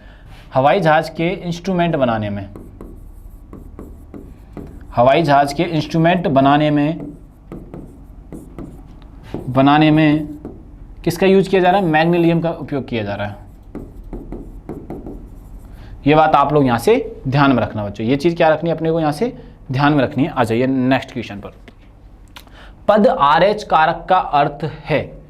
जब कभी आप अपने ब्लड चेक कराने जाते हैं ना, जैसे मेरा ब्लड चेकअप कर दीजिए, मेरा हीमोग्लोबिन क्या है, उसमें बहुत सारी चीज़ें निकल के आती हैं। ब्लड ग्रुप जब चेक कराते हैं, आप ब्लड की जब रिपोर्ट करवाते हैं, ठीक है, अब ब्लड रिपोर्ट जब करवाई जाती है तो उसमें एक RH फैक्टर आता है। RH फैक्टर का मतलब ये होता है कि RH फैक्टर में आपके जो ब्लड है उसमें प्रोटीन की मात्रा बढ़ रही है। ये समझ रहे हो? बहुत लेवल, मैंने आपको किडनी से रिलेटेड चीज़ें बताई थी ना, तब उसका मतलब भी सेम कंडीशन है। क्रिटीन वो एक वर्ड होता है, क्रिटीन एक वर्ड होता है, सुनिएगा, क्रिटीन होता है। क्रिटीन का मतलब होता है, क्रिटीन है क्या एक्चुअल में? ब्लड में प्रोटीन की मात्रा बढ़ना। ब्लड में क्या है बच्चों? प्रोटीन की मात्रा बढ़ना। क्रिटीन का मतलब ब्लड में प्रोटीन की मात्रा। वो किससे मापा जा रहा है? RH कारक से। किससे मापा जा रहा है? RH कारक से। तो वो किससे रिलेटेड होता है? वो रीनल से रिलेटेड होता है। रीनल का मतलब होता है, रीनल का मतलब है किडनियों से रिलेटेड होता है। किससे रिलेटेड होता है? किडनी यानी गुर्दों से ये संबंधित होता है। किससे संबंधित होता है? गुर्दों से संबंधित होता है। तो आंसर हो जाएगा रीनल कारक। अब रीनल कारक का आप समझ गए होंगे कि आपने ब्लड टेस्ट कराया, ब्लड टेस्ट में प्रोटीन, ब्लड टेस्ट जब कराया तो उसमें प्रोटीन की मात्रा बढ़ रही है, तो प्रोटीन की मात्रा का जांच करने के लिए RH कराया जाता है। और ये किडनियों से रिलेटेड है। इसका मतलब किडनी अगर ढंग से वर्क नहीं कर रही है तो ब्लड में क्या होता है? प्रोटीन बढ़ जाता है। बात क्लियर हुआ कि नहीं हुआ? कि किडनी काम नहीं करने पर ब्लड में क्रिएटिन की मात्रा बढ़ जाती है। क्रिएटिन का मतलब है कि बॉडी का जो ब्लड है उसमें क्या है? प्रोटीन की मात्रा बढ़ती जा रही है। किसी को यूरिन के थ्रू प्रोटीन निकल रहा होता है, किसी को यूरिन के थ्रू नहीं निकल रहा तो ब्लड में जमा हो जाता है। तो वो सारा RH फैक्टर का ही होता है, रीनल का होता है। रीनल बोले तो किडनी, ठीक है। रीनल जो अध्ययन होता है बच्चों, रीनल का अध्ययन क्या होता है? वो किडनी का होता है। अभी कभी डॉक्टर के पास गए हो तो रीनल ट्रांसप्लांट लिखा होता है किडनी ट्रांसप्लांट की जगह। आओ नेक्स्ट क्वेश्चन पे चले। मल्टीमीडिया में सम्मिलित हो सकता। मल्टीमीडिया क्या है? बोले सर मल्टीमीडिया मेरे को फोन खरीदना है। मुझे क्या करना है? मल्टीमीडिया फोन खरीदना है, ठीक है। मल्टीमीडिया में क्या क्या शामिल किया जाता है वो देखते हैं। आओ इसमें दो ऑप्शन देखना पड़ेगा, आप देखते आओ। न्यूमेरिक, टेक्स्ट, पिक्चर, डाटा है, कहीं तक ठीक है। ग्राफिक्स, एनिमेशन, वीडियो, म्यूजिक, आवाज, ये सारा ही सारा सही है भाई। केवल न्यूमेरिक टाइप डाटा, उपरोक्त में कोई नहीं, ये मेरे को सही लग रहा है। ग्राफिक्स भी यूज किया जाता है। क्या यूज किया जाता है? ग्राफिक्स यूज किया जाता है, एनिमेशन यूज किया जाता है, वीडियो यूज किया जाता है, ठीक है, म्यूजिक यूज किया जाता है, वॉइस यूज की जाती है। जैसे मैं आप क्लास ले रहा हूँ, क्लास आप फोन में देख रहे हो, क्लास में जब फोन देख रहे हो, देखो मैं ग्राफिक्स का यूज भी कर रहा हूँ, एनिमेशन का यूज भी कर रहा हूँ, वीडियो का यूज भी कर रहा हूँ, म्यूजिक का और वॉइस का। तो इन सभी को मिला के मैं क्या बोल रहा हूँ बच्चों? मल्टीमीडिया बोल रहा हूँ। इन सबको मिलाकर क्या बोल रहा हूँ बच्चों? मल्टीमीडिया बोल रहा हूँ। क्लियर हुआ कि नहीं हुआ? थम्स दिखा दो और चैनल को लाइक शेयर सब्सक्राइब जरूर करते जाना भाई, ठीक है। बहुत इतनी काम की इंफॉर्मेशन जो मैं लेके आ रहा हूँ ना, पूरा का पूरा एग्जाम ओरिएंटेड है ये सेशन। इस सेशन में इतनी सारी नई चीज़ें आपको सीखने को मिल रही होंगी, अपनी बॉडी के बारे में, एग्जाम के बारे में, आरआरबी में किस तरीके के क्वेश्चन डीप पूछे जा रहे हैं आपसे, उनसे रिलेवेंट कितनी चीज़ें बन के आ रही हैं, सब कुछ आपको मैं बता रहा हूँ। तो अब चैनल को लाइक शेयर सब्सक्राइब करना तो बिल्कुल भी मत भूलना, ठीक है। आओ, 1 carbon credit is equivalent to. अब कार्बन क्रेडिट क्या है ये पता होना जरूरी है। बच्चों ने सोचा बस सर कार्बन पे क्रेडिट ले लिया कि उधार ले लिया कि नहीं। कार्बन क्रेडिट क्या है? एक क्राइटेरिया है बच्चों। जैसे इंडस्ट्री काम करती है, मैं क्या बोल रहा हूँ, इंडस्ट्री है। आपने कोई इंडस्ट्री लगाई, कोई उद्योग लगाया, इंडस्ट्री लगाई यानी कि कोई उद्योग लगाया। उद्योग क्या बहुत ज्यादा क्या पॉल्यूशन कर रहा है, प्रदूषण कर रहा है बच्चों, बहुत ज्यादा प्रदूषण कर रहा है। तो उद्योग को एक क्राइटेरिया दे दिया गया, भैया तुम इससे ज्यादा प्रदूषण नहीं कर सकते हो। अगर प्रदूषण करते हो तो पॉल्यूशन डिपार्टमेंट वाले तुम्हारी कंपनी को सील भी कर सकते हैं। ये बात ध्यान रखने वाली बात है, ठीक है। मैं सभी जितना, अगर कोई इंडस्ट्रियलिस्ट इसको देख रहा है तो उन उद्योगपतियों के लिए मैं इतना कहना चाहूंगा, जिसकी कंपनी जो पॉल्यूशन हो रहा है, तो पॉल्यूशन के लिए क्राइटेरिया निश्चित किया गया था 1995 में। अब जब क्राइटेरिया निश्चित कर दिया गया तो आपको उससे ज्यादा पॉल्यूशन, यानी कि पॉल्यूशन से मेरा मतलब है कि प्रदूषण नहीं फैलाना है। अब प्रदूषण किसने से ज्यादा नहीं फैलाना है ये बोला गया है। तो उसी के जो मेजरमेंट है उसी को बोला जाता है कार्बन क्रेडिट। अब ये क्या है? 1000 kg CO2। 1000 kg जो CO2 है, इससे ज्यादा हम प्रदूषण फैलाएंगे तो हम प्रदूषण डिपार्टमेंट हमें पकड़ ले जाएंगे। सीधे बात तो ये, हम पे फाइन लगा देंगे, हमें गिरफ्तार कर लेंगे, हम पे कोई ना कोई ऐसी एलिगेशन लगा देंगे, कुछ भी कुछ कर सकते हैं, वो उनके राइट्स पर बढ़ जाएंगे। अगर हम इसके अंडर में काम करते हैं तो हमें कोई दिक्कत नहीं है, ना गवर्नमेंट कोई दिक्कत है, हम आसानी से काम कर पाएंगे। तो सभी इंडस्ट्रियलिस्ट को, स्टूडेंट को, सबको बोल रहा हूँ कि भैया अगर कोई फ्यूचर में इंडस्ट्री लगाए तो इस क्राइटेरिया का जरूर ध्यान रखें, 1 kg CO2, ठीक है। याद रखोगे कि नहीं रखोगे? ये जो क्रेडिट चीज बनाई गई है वो याद रखनी है, ठीक है। आ जाओ, व्यूलिस थ्योरेंजिस इज यूज्ड। बैसिलस थ्योरेंजिस का उपयोग होता है, ठीक है। अब किस में होता है? बायो फर्टिलाइजर में, बायोलॉजिकल इंसेक्टिसाइड में, केमिकल फर्टिलाइजर में, केमिकल इंसेक्टिसाइड में। तो ये पूछा गया जैविक खाद में यूज होता है, यानी बायो फर्टिलाइजर में इसका यूज होता है बच्चों, ठीक है। आओ नेक्स्ट पे चलते हैं। निम्नलिखित में से कौन यूरेनियम समस्थानिक परमाणु ऊर्जा संयंत्र में बिजली उत्पादन में इस्तेमाल किया जाता है बच्चों? चलो बताओ तो कौन सा यूज किया जाता है?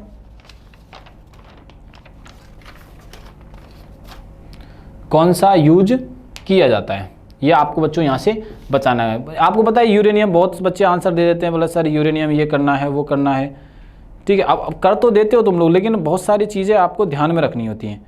अब क्या ध्यान में रखनी है वो मैं बताऊंगा आपको। चलो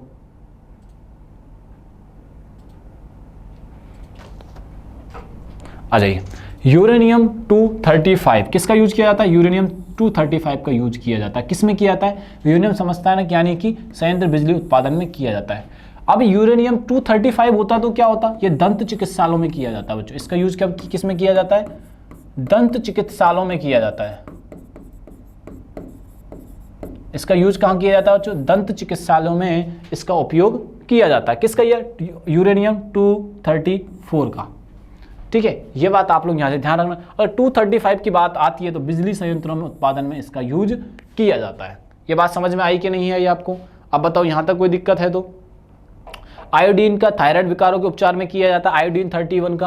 अगर आयोडीन आ जाए आपको, आयोडीन 131 तो इसका, ठीक है, इसके रोग निवारक में किया जाता है बच्चों। किस में किया जाता है इसका उपयोग? रोग निवारक में इसका उपयोग किया जाता है। ये बात आप लोग यहां से ध्यान रखना। थायराइड में जो रोग उत्पन्न हो जाता है, थायराइड के विकारों में इसका उपयोग किया जाता है। थायराइड के विकारों में, थायराइड के विकारों में उपयोग किया जाता है। तो आंसर क्या हो जाएगा इसका? U235, ठीक है। Which among the following is not a polymer, ठीक है। इसमें पॉलीमर कौन सा नहीं है? कैप्रोलैक्टम। कौन सा नहीं है बच्चों? कैप्रोलैक्टम। ये बात यहाँ से आप लोग ध्यान रखना, आंसर हो जाएगा हमारा सी, कैप्रोलैक्टम। ठीक है, अंतर्राष्ट्रीय अहिंसा दिवस कब मनाया जाता है? ये अपन से बच्चों क्वेश्चन पूछा गया है कि अंतर्राष्ट्रीय अहिंसा दिवस कब मनाया जाता है। तो अंतर्राष्ट्रीय जो अहिंसा दिवस है वो अपन से पूछा गया है। आ जाओ, international day of non violence observe. ठीक है, अगर मैं अहिंसा दिवस की सिर्फ बात करता आपसे, किसकी बात करता आपसे? अहिंसा दिवस की अगर मैं बात कर रहा हूं तो अहिंसा दिवस कब मनाया जाता है?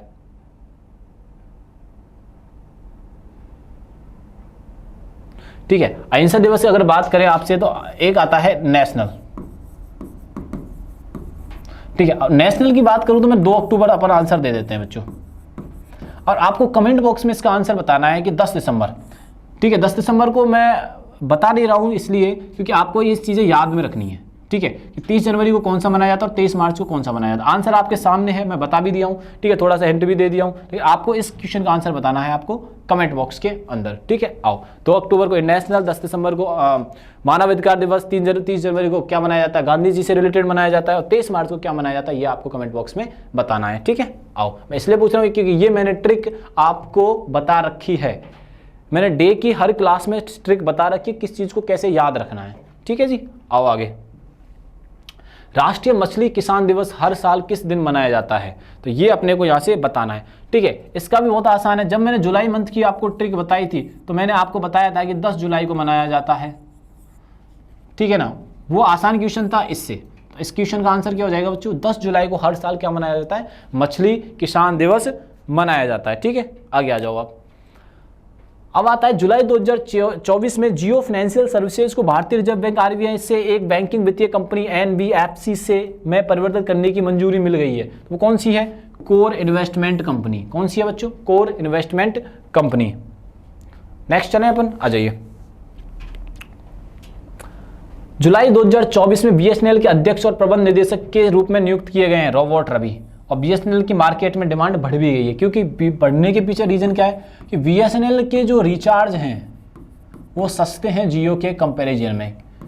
रिचार्ज क्या है बच्चों? सस्ते हैं। रिचार्ज क्या है? सस्ते हैं। जियो से, एयरटेल से, वोडाफोन से, जैसे वोडाफोन आइडिया वीआई जिसको अपन बोलते हैं, ये बात आप लोग यहाँ से ध्यान रखना। तो रॉबर्ट रवि। आगे चलते हैं, आओ। जुलाई 2024 में केपी शर्मा ओली ने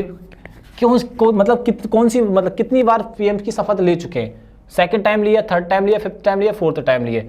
तो भैया चौथी टाइम लिए केपी शर्मा ओली ने। कहाँ के प्रधानमंत्री बने हैं ये? नेपाल के ये प्रधानमंत्री बने। और नेपाल की कैपिटल क्या है बच्चों? काठमांडू है। क्या है कैपिटल है जहाँ की? काठमांडू है। ये बात आप लोग यहाँ से ध्यान रखिएगा। लास्ट एंड फाइनल इस सीरीज का क्वेश्चन है बच्चों। लास्ट एंड फाइनल क्या है इस सीरीज का? ये क्वेश्चन है, विनय क्वात्रा का कार्यकाल पूरा होने के बाद विक्रम मिश्री ने विदेश सचिव के रूप में कार्यभार संभाला, तो वो कौन से नंबर के हैं? तो वो हैं 35 नंबर के। बात समझ में आएगी नहीं? तो वो 35 नंबर के सचिव चुने गए बच्चों। ऐसे करके हमने 50 क्वेश्चन का एनालिसिस किया। ऐसे क्या किया बच्चों? हमने 50 क्वेश्चन का एनालिसिस किया, इससे रिलेवेंट चीज़ें देखी, नई नई चीज़ें सीखी। ठीक है, अगर आप वीडियो पूरी तरीके से नहीं देख पा रहे तो ये आपको बहुत बड़ा नुकसान होने वाला है। मैं आपको क्लियरली बता रहा हूँ, बहुत बड़ा नुकसान होने वाला है, क्योंकि मैंने बहुत डिटेल से, बहुत मेहनत से ये चीज़ें की हैं। तो आपको करना क्या है? पूरे सोल्यूशन देखना है, नई चीज़ आए तो हमें बतानी है, नई चीज़ आपको कमेंट बॉक्स में देनी है। ठीक है, और इवन जो मैंने कमेंट बॉक्स में आपको क्वेश्चन डालने को बोले हैं वो सारे किस में डालने हैं? आपको कमेंट बॉक्स में डालने हैं बच्चों। ठीक है, तो वीडियो को लगातार देखते रहिए, चैनल को लाइक एंड सब्सक्राइब कर दीजिए। तब तक के लिए थैंक यू, धन्यवाद, और अपना ध्यान रखिए बच्चों।